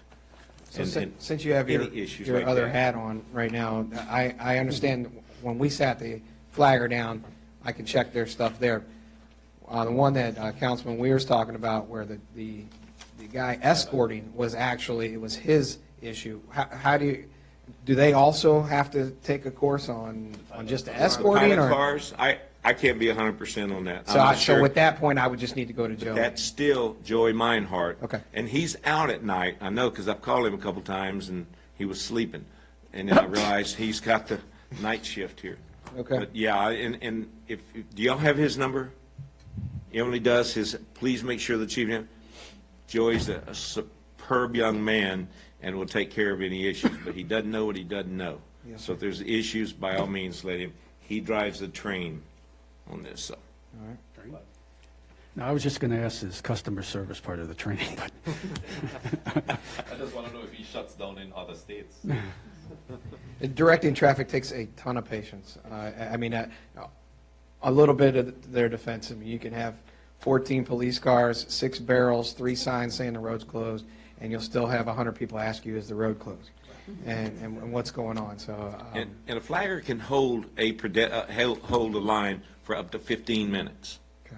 That's by statute. They can hold it for 15 minutes. Some people, 5 minutes, they'll tell you they were there half an hour. But they can hold you for 15 minutes. All right, so did anyone else have?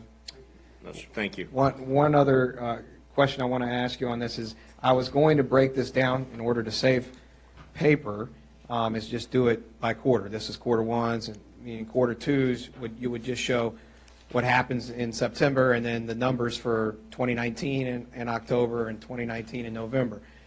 Or I can just keep adding to this, and you can see quarter one and quarter two. I tried to do it all in a year, but the graphs became so convoluted and close together, you couldn't really see it well. So, question from y'all: do you want me to keep adding paper to this, or are you done with quarter one and you want to go to quarter two?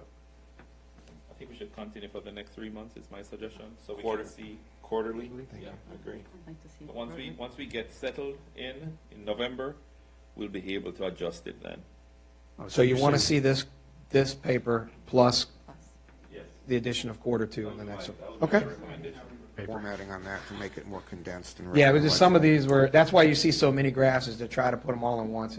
Nah, I can help you with that. That's All right, and let's see here, there was one more question I had. As you can see, I want to direct your attention to the September fuel and maintenance costs. You can see vehicle number one has 82,535, and vehicle number three has 32,002 miles. My plan is to not ask or have to deal with vehicles for several years. And so my question to you is, in order to equalize these out, vehicle one and vehicle three, I got quotes today on turning vehicle three into vehicle one, which is driven by me, and vehicle one back into patrol in order to even out these miles. To switch the equipment from take equipment out of one, equipment out of the other, switch to two, is going to be $2,400. To stripe to stripe my car now and put it back on the street is $600.49. So it's just a hair over $3,000 to switch the two. I need some guidance on you on what you want to do. Although this is not a small cost, if we're going to keep these cars, which I'm thinking 2 to 4 years before we make a change, this may help equalize these miles and not have one vehicle with way more miles than the other. I normally would have made this on my own, but because it's a little over 3,000, I kind of want to put it to you now and tell me, is that something you want me to do? Or do you want me just to continue to my car's still in great shape. These are highway miles, so it's not really bad, but we will end up with a vehicle that has way more miles than the next. What would you guys like me to do? It is my opinion to keep it as it is and not to change your vehicle into one of the regular vehicles. Because in the next few years, when we're ready to change out the higher mile vehicle, your vehicle could move to one of those patrol vehicles, and then you could potentially get a newer one, if that makes sense. So it's my recommendation not to spend the just over $3,000 to equip it and stripe it and put everything on it. I think the chief's vehicle should, in a lot of ways, still remain in convenience. Well, and it would. That meaning we would strip three we would take three and make it an unmarked and make one a marked. So it would still maintain it. It's just switching the miles of the vehicles. I just, I'm not prepared to make a decision either way. If you could put the numbers together. Sure, I'll give you the quotes and. Yeah, just to see what it is, and then, of course, we'll have that discussion. All right. Anybody else? Anybody have any questions for the chief? No, sir. I do have one more question. Mm-hmm. We were chatting about the speed signs, the ones with the radars, Kevin? Oh, yeah. I forgot all about it, yeah. The data collection on those, do they collect, like, the number of cars? Do they keep track of some kind of a database of the speed of a vehicle? Yes. Things that, so that's easy enough to download? Oh, okay. I wouldn't Never call it mind. easy. Yeah. It can be downloaded, yes. They're older signs, and it is difficult. It can be done. It can be done. It's Okay. it's not easy. Do you have the book? I guess the question is, do you have the book, and do we know what events that speed sign records? So in the past, I've submitted, I think it was once a quarter. I would submit those back when I first got here. You asked for them, actually. Probably. And it records days, times, speeds, how many, you can break it down in like what percentage of vehicles went over this speed for this amount of days or months. So, I'm curious about it for a different reason. yeah, he's thinking more of the traffic I'm thinking more analysis. along the lines of, does it record number of vehicles, time of day, and how, over what period of time, so we can get a true. It will record every single vehicle that it sees. Does that generate it in a spreadsheet of some sort? I can make it do that. Because I think what we'd like to see is month over month, for planning purposes, is what is the traffic count? And if we've got access to it, to that data, where we don't have to pay somebody, sorry, Steve, where we don't have to pay VDOT to put a contractor out there for us, and we can just. I second that. So then we need to look at the settings, because normally it's not going to record a vehicle below what speed you set it to. Oh, so it won't automatically just give you the number of vehicles that pass through? Let me go back and review the data again and give you a better picture next month of exactly what it can record, and then we can play with the settings for it to record if it can record what you guys want. Mr. Mayor, one good thing about that, and I thought that's what Bob and Joe were getting at, is it'll tell you, obviously, you'll know when the majority of traffic's speeding. You know, doesn't it? I mean, if between 3:30 and 5 Yes. o'clock every day, if that's the most speed Yes, that you have, it I shows you. believe you and can it's- break it down. It's easier to enforce. I mean, that's a good target for traffic enforcement and stuff, is it not? Or- Yes, sir. Okay. Exactly right. I can do that. I'd like to see those numbers to encourage businesses to come too, just to know exactly what our traffic is. All right, so let me spend the month checking it out, what it can do on that way. We've mostly just recorded the speed data, but let me see what it is, and I'll report back to you. I do have one more thing, if there's no other questions for the PD. I'm good. This came in this past weekend, so you don't have it with you. I'm going to pass it out to you.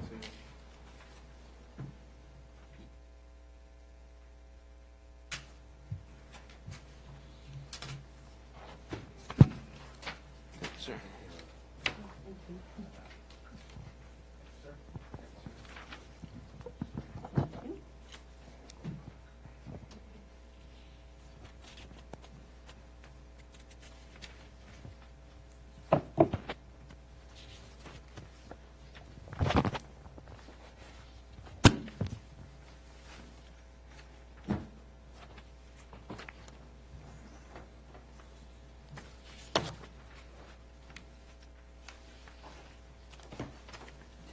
All right.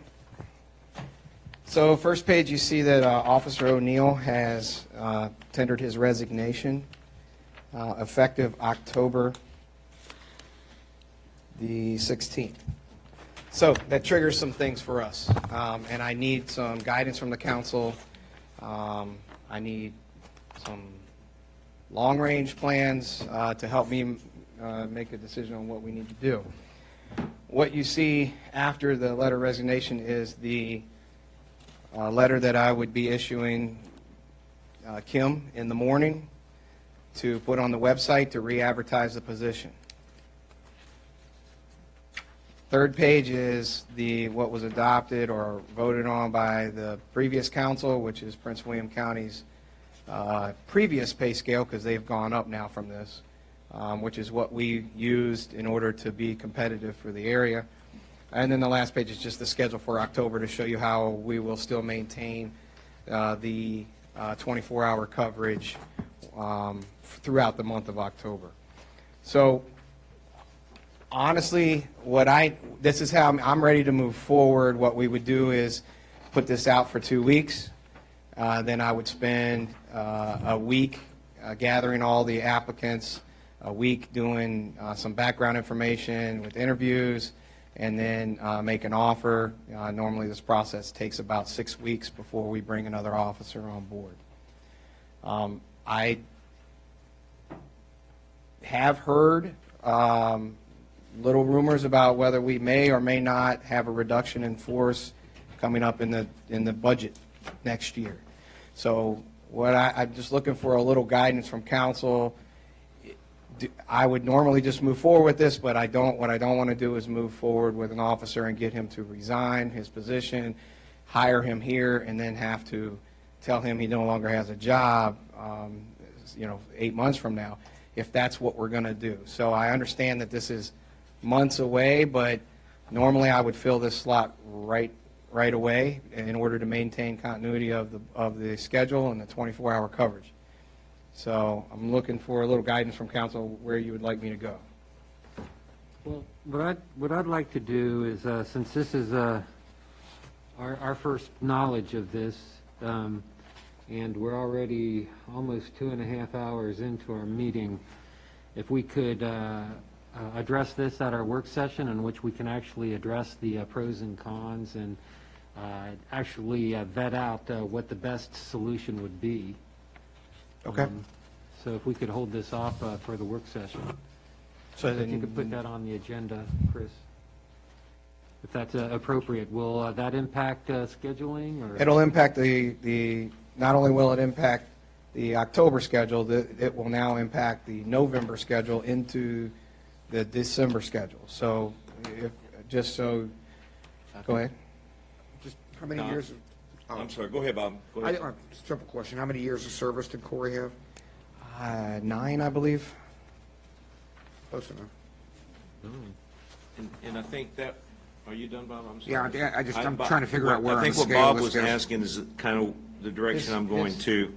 My concern is, Mr. Mayor, if we put this off, it's going to affect the schedule for the next couple Scale's months. number 7, Bob. Number 7. But if, Number 7. what I'd like to see is for the chief to be able to announce it and us move forward, but just with the understanding that experience-wise and everything, I know it, the more experience, the more you make, but cap it that they will not be making it more than what Officer O'Neill is making now, whoever a new hire is. And that's what the job announcement says, range between 50 and 63. Yeah, that would be my recommendation. My concern is the schedule going into November and December, and that this would put them behind. Yeah, we can initiate the search, but until we have a chance to really evaluate it, that'll determine whether we fire the trigger on hiring. So let's start the search now. That way we aren't wasting time. I don't know how people would. If people I agree with that. Well, you got a closer relationship here, Chris. Well, so. you need to look at the timeline that the chief has put together. You advertise now for 2 weeks. He collates the information for 1 week and starts. He should be starting interviews at the next work session, which is unfair if we're unless there's discussions that's happening to either keep the strength as it is right now without Corey, or continue reducing more from the PD. I don't see the point in delaying giving the chief the go-ahead to replace what he's losing. Unless, there's a consensus from the council that, there's been discussions about reducing the police force. I've not been involved in that or heard it. But I don't know either. So I'm looking at the weeks that the chief has laid out, and if he's gonna be doing interviews, that puts him right in the week of the next work session. Right. We could gather the resumes. We could probably delay the interviews for a week or two at the most. just to give us a chance to capture what we are looking at, right? Just to see what we may need to face a year or two down the road, right? Has there been discussion already between anybody? I don't think there has been any discussion. I think he's got his pen up. You got your pen up? Chief, Okay, would it make that much difference moving back the interview a week? Only that the schedule goes further back, but I'll, whatever you need me to do. My request is that we fill this slot. I think that we're gonna need an extra officer, a sixth officer at least going forward, and we may need one more, but if you eliminate this now, you're looking at a bigger cost when we actually need to bring one on. But yeah, I can delay. The only reason I say that is I want to understand what the real fiscal impact is here, because we're going to have to again go through the whole new uniform, the whole re-equip, and what is we're literally sitting here getting ready to do a budget amendment, and I want to see what the true cost. I mean, The all-in. You mean the cost of an officer? That if I were to outfit a new officer? Yeah, if you can give us all of that data. So, yeah, almost everything switches over except for the bulletproof vest. And whatever, size he is if it's not normal. And any of that can be absorbed within the $20,000. So you want to hire somebody Corey size. Well, we have other uniforms in there too with other officers. But if you could just give me I'll do that for you, Councilman, but any cost can be absorbed within the $20,000 that you've given me to work with in equipment. I wouldn't be coming to you asking for more. No, I'm pretty sure I get. I just want to understand what the total outfitting, where we're going to be. I mean, is it going to? I mean, if it's going to, I don't sense that 1 week delay is going to be that big an issue. Okay. And we just issue, deal with it at the work session, issue a directive, and be done with it.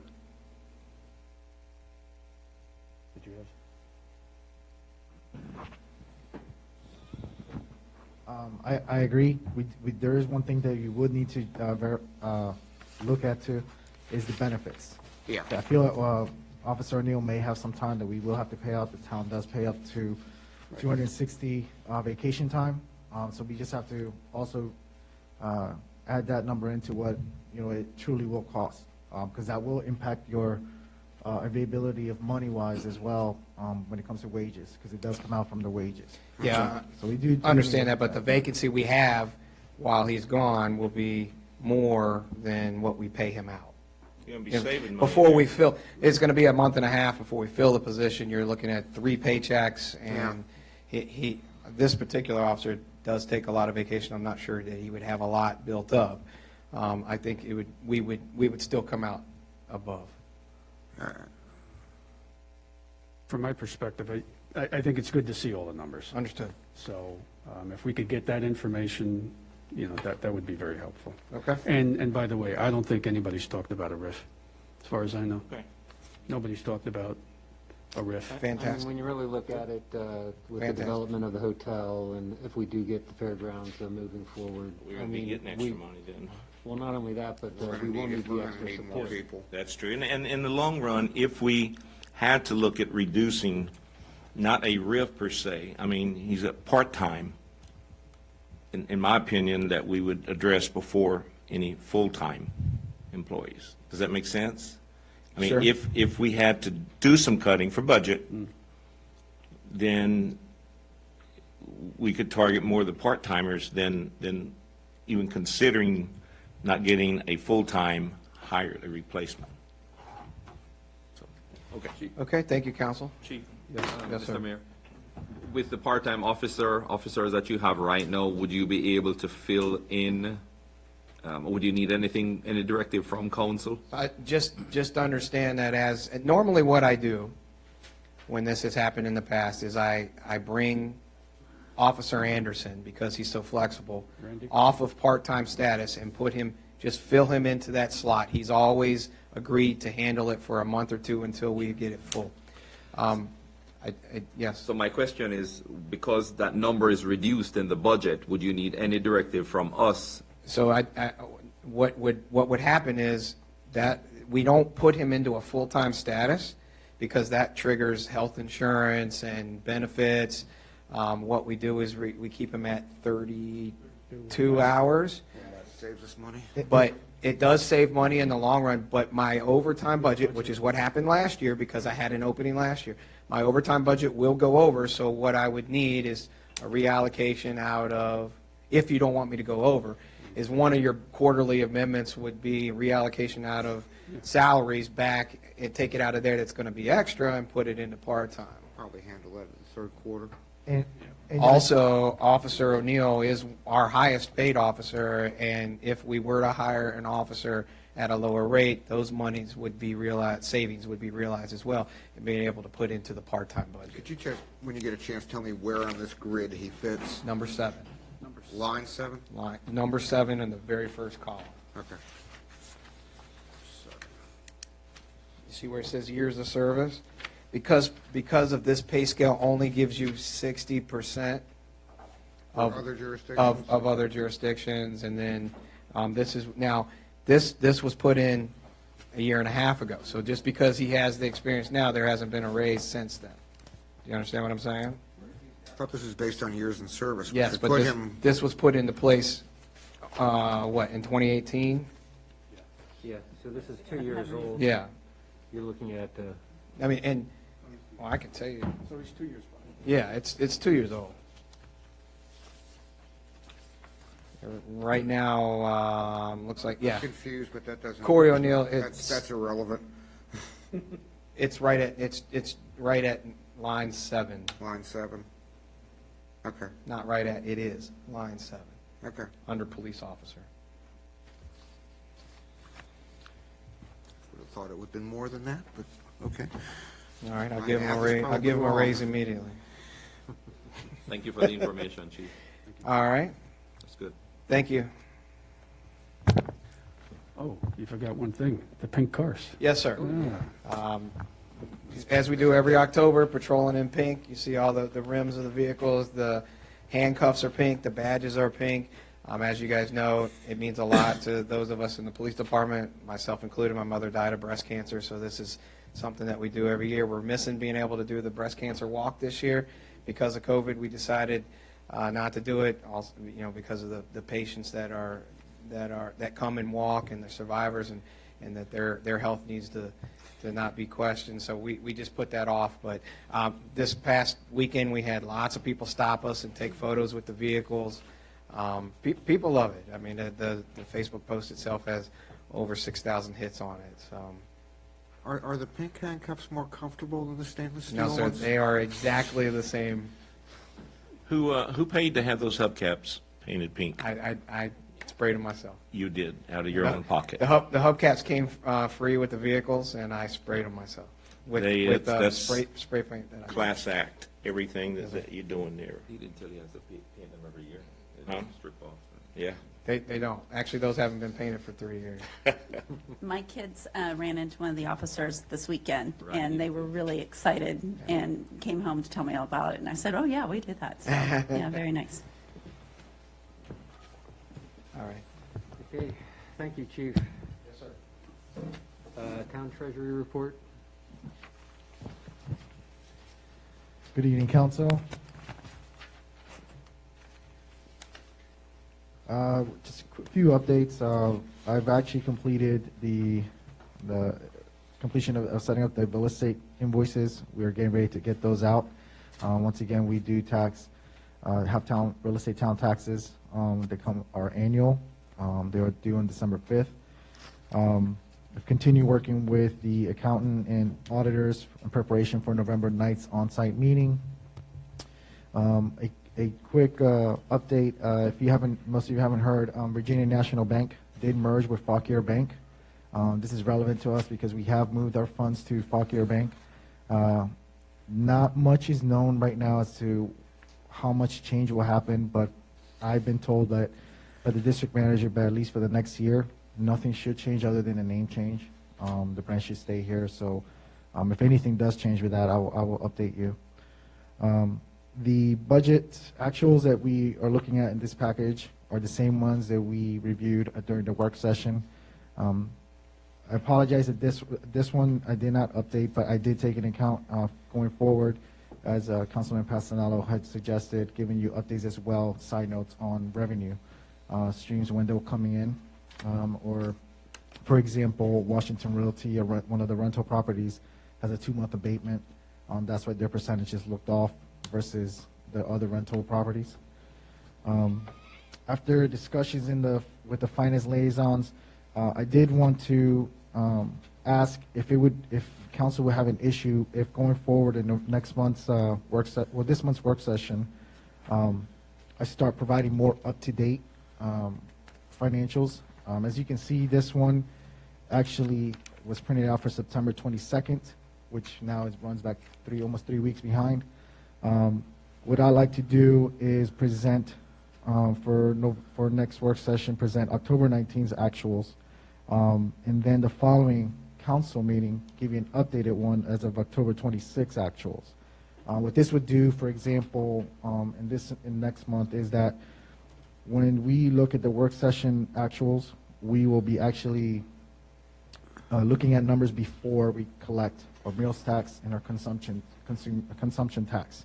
The meals tax come in on the 20th. The consumption comes around the 20th to the 25th. So by the time we get to the council session, there is a lot that can happen during the week. So I would like to give you more up-to-date information. Any notes that we discussed during the work session, I would be more than happy to maintain there. But all I would do is add, if anything, to what the report would show in the town council session. So if that is something that you guys are okay with, I would like to move forward with that starting in this next month. Which would be fine, just highlight any changes that have occurred between the sessions. Correct, okay. Aside from that, I'm not sure if there's any specific questions for me with the reports. I do not. No, sir. I think we're good. Okay, thank you. Okay, town planner. Okay, so I already kind of went over most of the architectural review board, so I'll keep that brief. We had one front porch application. It was a great exercise for our new board, as all of our new members were here to work on that. And then for Planning Commission, we had, of course, the QBE application, which Councilman Weir already went over, so I won't dive into that too much unless you have questions. Everything else here in the report, I've given you status updates on where we're at, whether it's myself or Katie in the process of our reviews, comments, and so forth. And then I will say, I sent this out to you guys last week in your packet. We've received 2 additional 1-mile reviews since this one went out, so those will be sent out to you in email this week. I'm sending them to council and planning commission so that when we have to submit comments back prior to a meeting, I can get everybody's feedback on them. Certainly, if you have more questions or you want to see the packet in person, let me know. It is here. I'm happy to answer questions.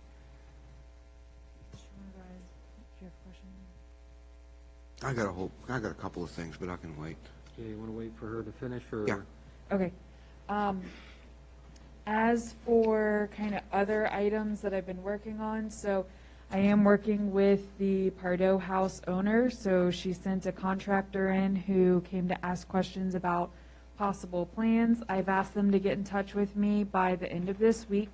If they get in touch with me, I'm going to work with them to schedule them on the ARB meeting to have an informal style discussion of what they would like to propose.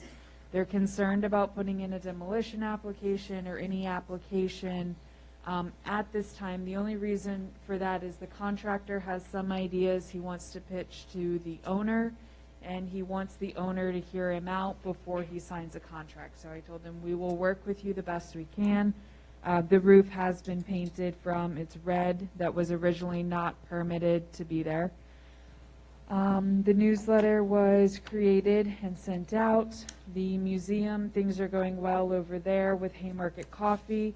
I did meet today with our sign lady who does all of our signs. I put in an order for more signs for our front lawn, the A-frame sign for town work session, town council meeting, planning commission, ARB, the walk with the mayor. These are all reversible signs, so we have plenty of options to get better information out there.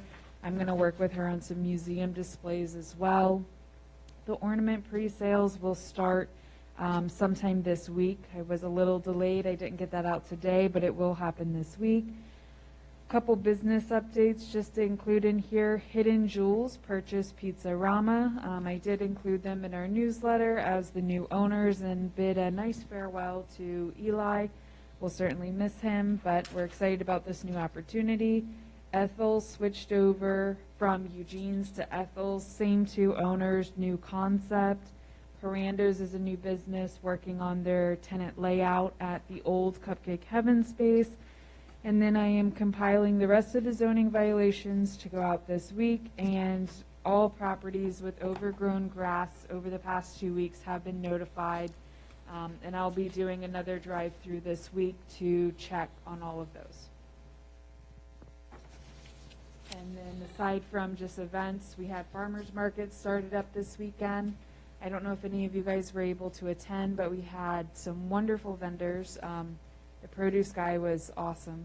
I don't know if anybody got a chance to get some produce, but he was great. This coming weekend, we're going to have another vendor who's actually coming down from Pennsylvania, but he sells beef. So I guess he has a beef farm, and he also does honey. So he's just on the edge of the Pennsylvania border, so he'll be joining us.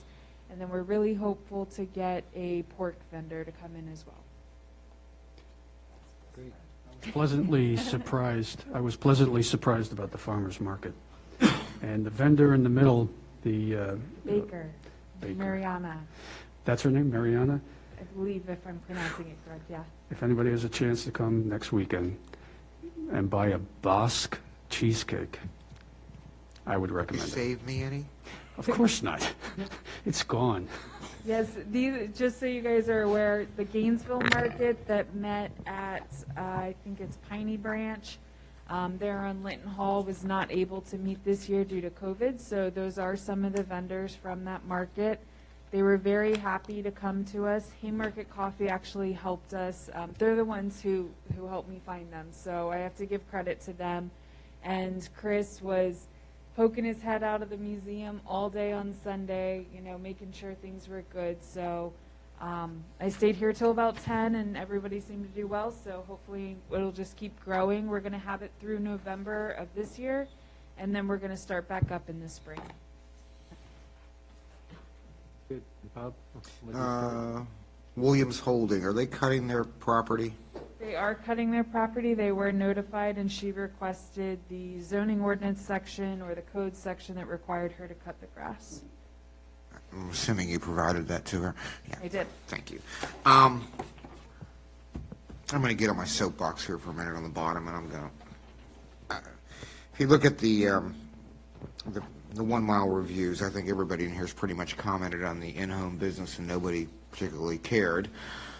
So I would like to actually send a notice to the county that we have no objections on that one. On the other back, I'm going to get on my soapbox. Some of you are aware that I have been berating the county for quite some number of years with respect to the impact of new development on Battlefield High School, since I had kids there. Now that my children have all graduated, I'm not going to let up. If you look at the attendance figures for this year, even with COVID, it's just slightly less than last year. Even though the kids aren't in school, that's the enrollment for the school, and it's roughly 800 to 900 above what the school capacity was designed for. Even with the 13th high school being built, you've got several hundred units coming in over here for the UVA Foundation property and Haymarket Landing, and now you've got this infill at Utterback for 240, I think. I find it, I personally find it unconscionable to be adding that type of density rezoning. So I'm gonna present that argument to the planning commission, whether you agree with it or not, and we'll see what comes out of the planning commission for recommendations. But I hope that everyone here would be supportive of that, and as I get an evil glare from the planner across from me. I didn't hear anything about John Marshall Crossings in there adding to it. You mean John Marshall Commons down the way getting built and added in? Yeah, I know. So we got a lot of head count. Plus what we've added. I mean, so we're not exactly innocent here either. We're small compared to what else is going in, though. We're very small, but it does add. It all adds up. Yeah. Go ahead, have at me. Just one more thing. Emily, when do you plan to bring forth the proposed zoning text amendments and request for review by the Planning Commission? Do we need to direct that, or can we just let the Planning Commission do that on their own? Okay. Cool. Oh, Emily, I did give her a heads up on the truck parking down at Food Lion. Is there any update on that? So I will look further into that, but the information I have to date is that the Food Lion facility is using the empty building as some sort of a storage for the company, and that they are bringing trucks in and out and then parking them there over the weekends. But I will look into more of that information because the property as a whole sold, so I don't know where we stand at this moment. The only thing I'll just ask if it's going to be kind of an indefinite warehouse use, if we can address that, because the trucks are kind of a blight over the weekend. You have these huge box trucks that are staging themselves in front of the Food Lion, so if it's temporary, it makes sense, but if they're going to do storage to the end of the lease. I will absolutely look into it. The latest I heard is that we may be seeing an application with the ARB sooner rather than later for some new signage. I would think that would mean a new tenant or two. To Marchant's point, it seems to me that within the last 3 days, the number of trucks has grown exponentially in the morning. Yes. From 3 or 4 to It's like 10. 20. Yeah, there were a lot this morning. So using it as a transfer station, I think we would have issue with that. So.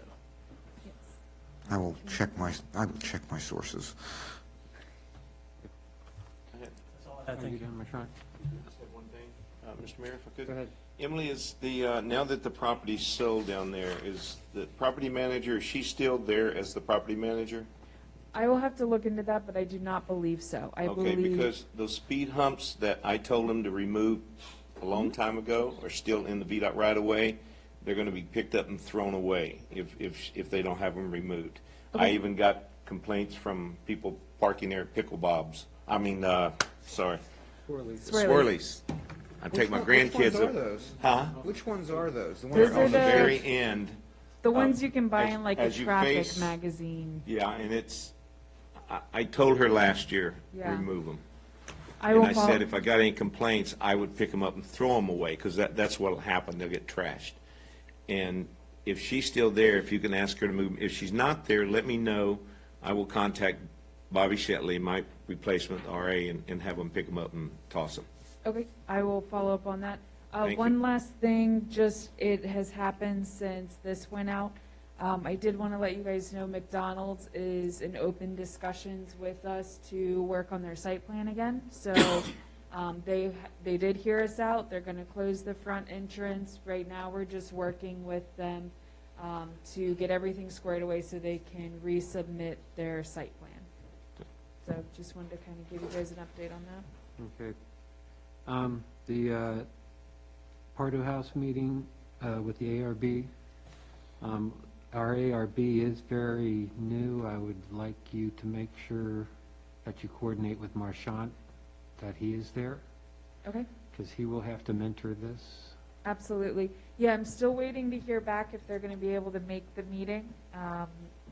That's the next step for the potential contractor, but I will certainly coordinate with Marchant and ensure that if necessary, even if he can come in and maybe have a meeting with us beforehand, we can do that as well. Okay. That's all I have. Anybody else? Okay. Let's move on to the next report. Town engineer. Good evening, council. I've provided you with an update of the projects that we have going on in the town. We've got 6 plans in various stages of development, and this is updated through the end of September, so I'm happy to answer any questions you might have on anything that's ongoing.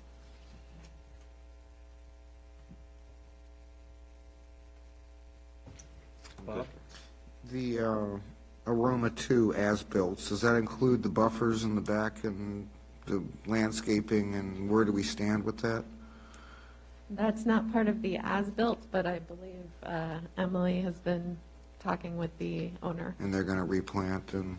They are, yes, they did submit a request that I'm going to toss out to the ARB. The request is to plant grapevines along the back fence and do a different kind of buffer, but of course that's going to go to the ARB for discussion, and then they still need to resubmit their as-built second submission. Thank you for making it Marchant's problem. That's all I've got. Hey, the Carter School, can you just expound on that a little bit? That is the school that's going in down at the Van Meter property on Washington, next to the Baptist Church. So they submitted the plan for that to go along with the Robinson Village plan. So that first submission has been reviewed and comments have been provided. And are they in the back or in the front? I don't remember. In the front. In the front. Okay, thanks, Katie.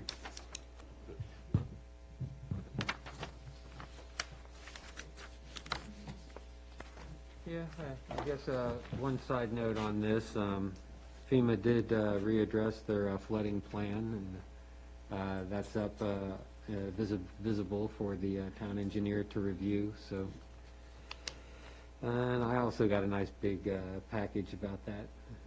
So it'll be interesting to see what does come from that. Okay. I guess we got the town attorney report.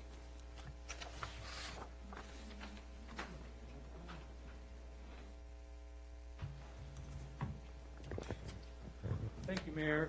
Just one thing to report on tonight. As you know, we got a draft, we got a right of first offer notice from QBE, Haymarket Property Group. I communicated with their attorney about the first version of that because it was defective, and then they did provide a simplified version, which we also provided to you. I happened to run into their attorney over the weekend and asked him about the $7.5 million and how they came up with that price, and he was a little cagey about whether there was an appraisal on that property, but he reiterated that they do plan to offer that property for sale at that price if we don't accept the right of first offer. So we have some options in that regard, and I'd ask that we discuss those in closed session. Okay. I'm sorry. Any questions? I was looking at Chris, because I think he's confused. Right of first offer, sir, or right of first refusal? It's a right of first offer. The way it's written in the proffers is that the property owner has to provide us a notice in 45 days to act, just to purchase the property at a price that the property owner sets, no greater than fair market value. And if we don't accept that offer, then the they can market the property for that price or higher, but they can't sell it for any less. Hey, Martin, did you just say, maybe I didn't hear it correctly, that they sent back a revised first offer letter? Yes. And we have that now? Yes. And we've accepted that? No. Okay. That's what we're here to discuss tonight. Discuss in closed session. Ah, very good. Okay, anybody else? So this just in talks with the hotel, and in regards to the hotel, I know there's a lot of question in regard to TOT. So I'd asked Martin to reiterate the reasoning behind our 7% TOT tax and why we are within, yeah. Okay, Mayor, the 7% tax is authorized under state code pursuant to Virginia Code Section 58.1-3840, which just says any town having general taxing powers may impose excise taxes on transient room rentals. It's nice and brief.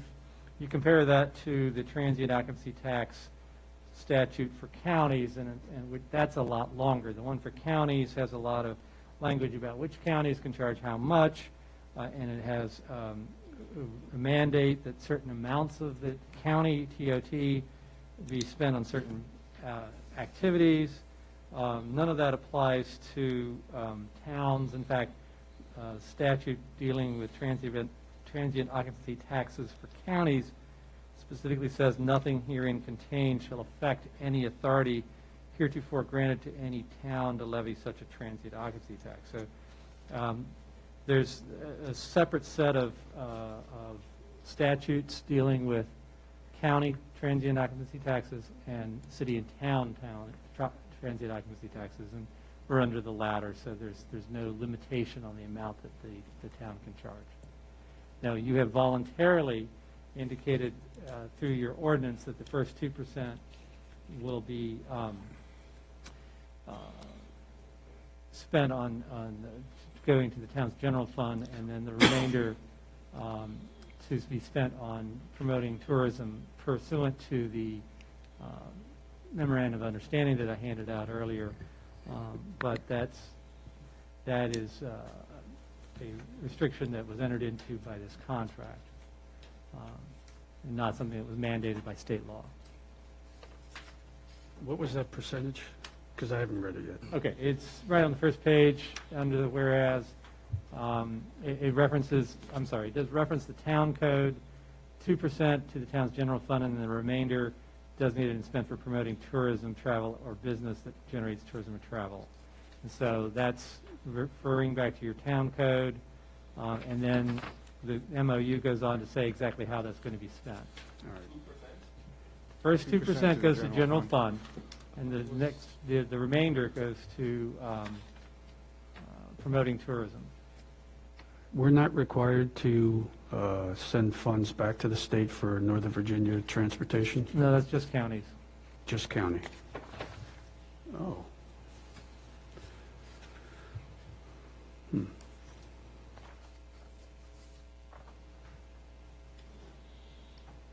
Any questions?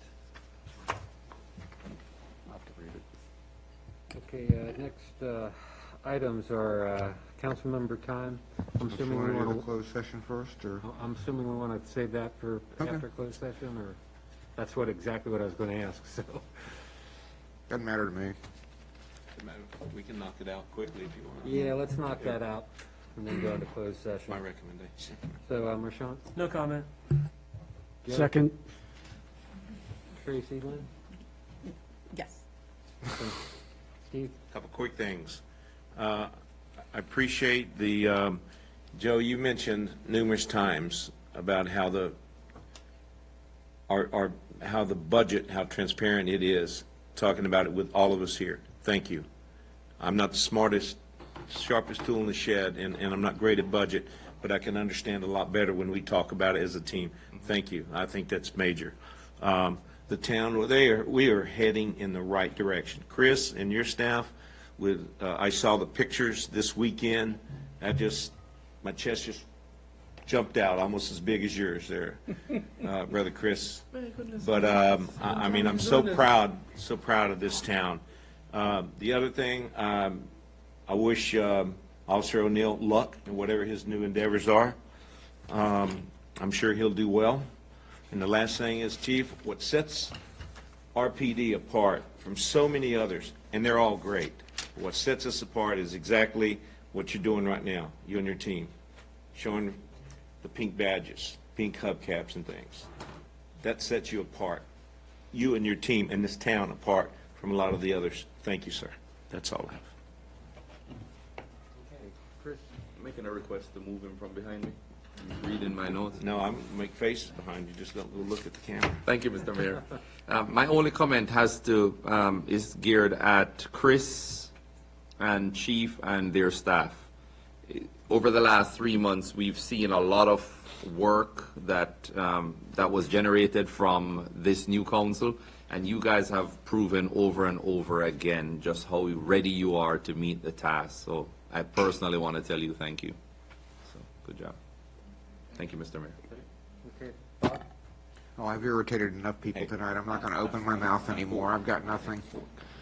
Okay, and that leaves me.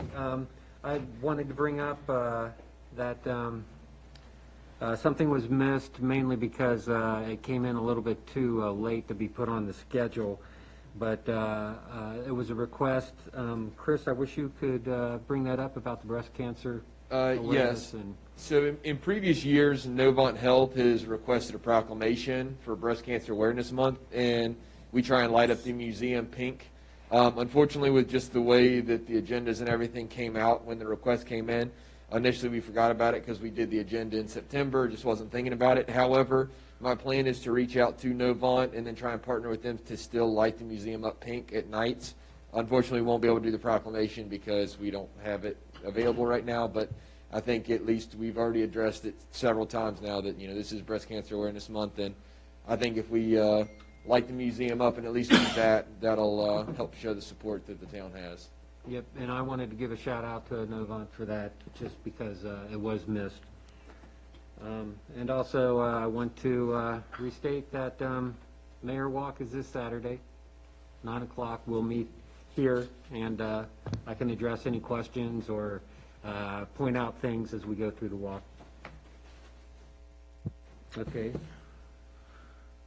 Anything else from anybody before we go into closed session? Okay, if we could get a direction for closed session. Thank you, Mayor, and I want to clarify something I said earlier in response to Councilmember Pasanello's question about the extra 2% for Northern Virginia. That's counties and cities, not just counties. I said counties earlier. I should have said counties and cities, but not towns. Good to know. Okay. So the motion to enter closed session would be pursuant to Virginia Code Section 2.2, 3711, A3 and A8, the potential acquisition of real property and legal matters requiring advice of counsel, both of those specifically relating to the QBE property and the right of first offer notice. So moved. Oh, second. Got a move and a second. Who did the motion? And who did the second? Okay, so we got to put this to vote, or are we good to go? No, you're Good to go. Let's sit down and let's go into it. Sorry, but I got to take a bio break before we start.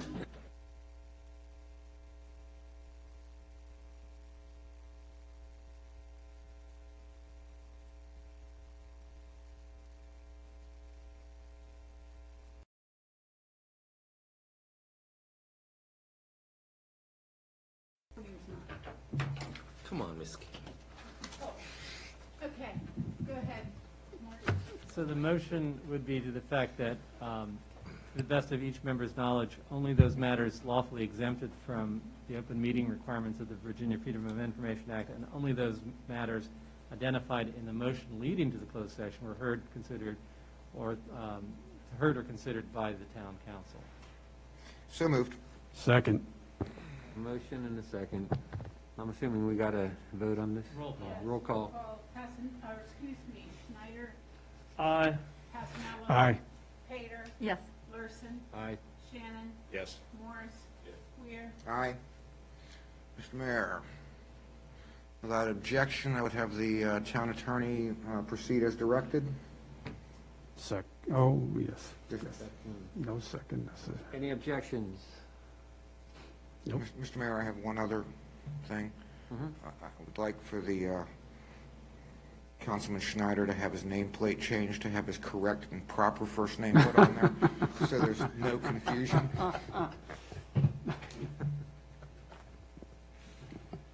What, you don't like two Bobs on the floor? It says Marchant, not Bob. Ah. Hey, Bob Schneider, Bob Weir. I want a Bob Schneider. Bob. Do we have a motion to Okay, adjourn? so Second. Motion, second. Thank you. All in favor? Aye. Aye. I got football.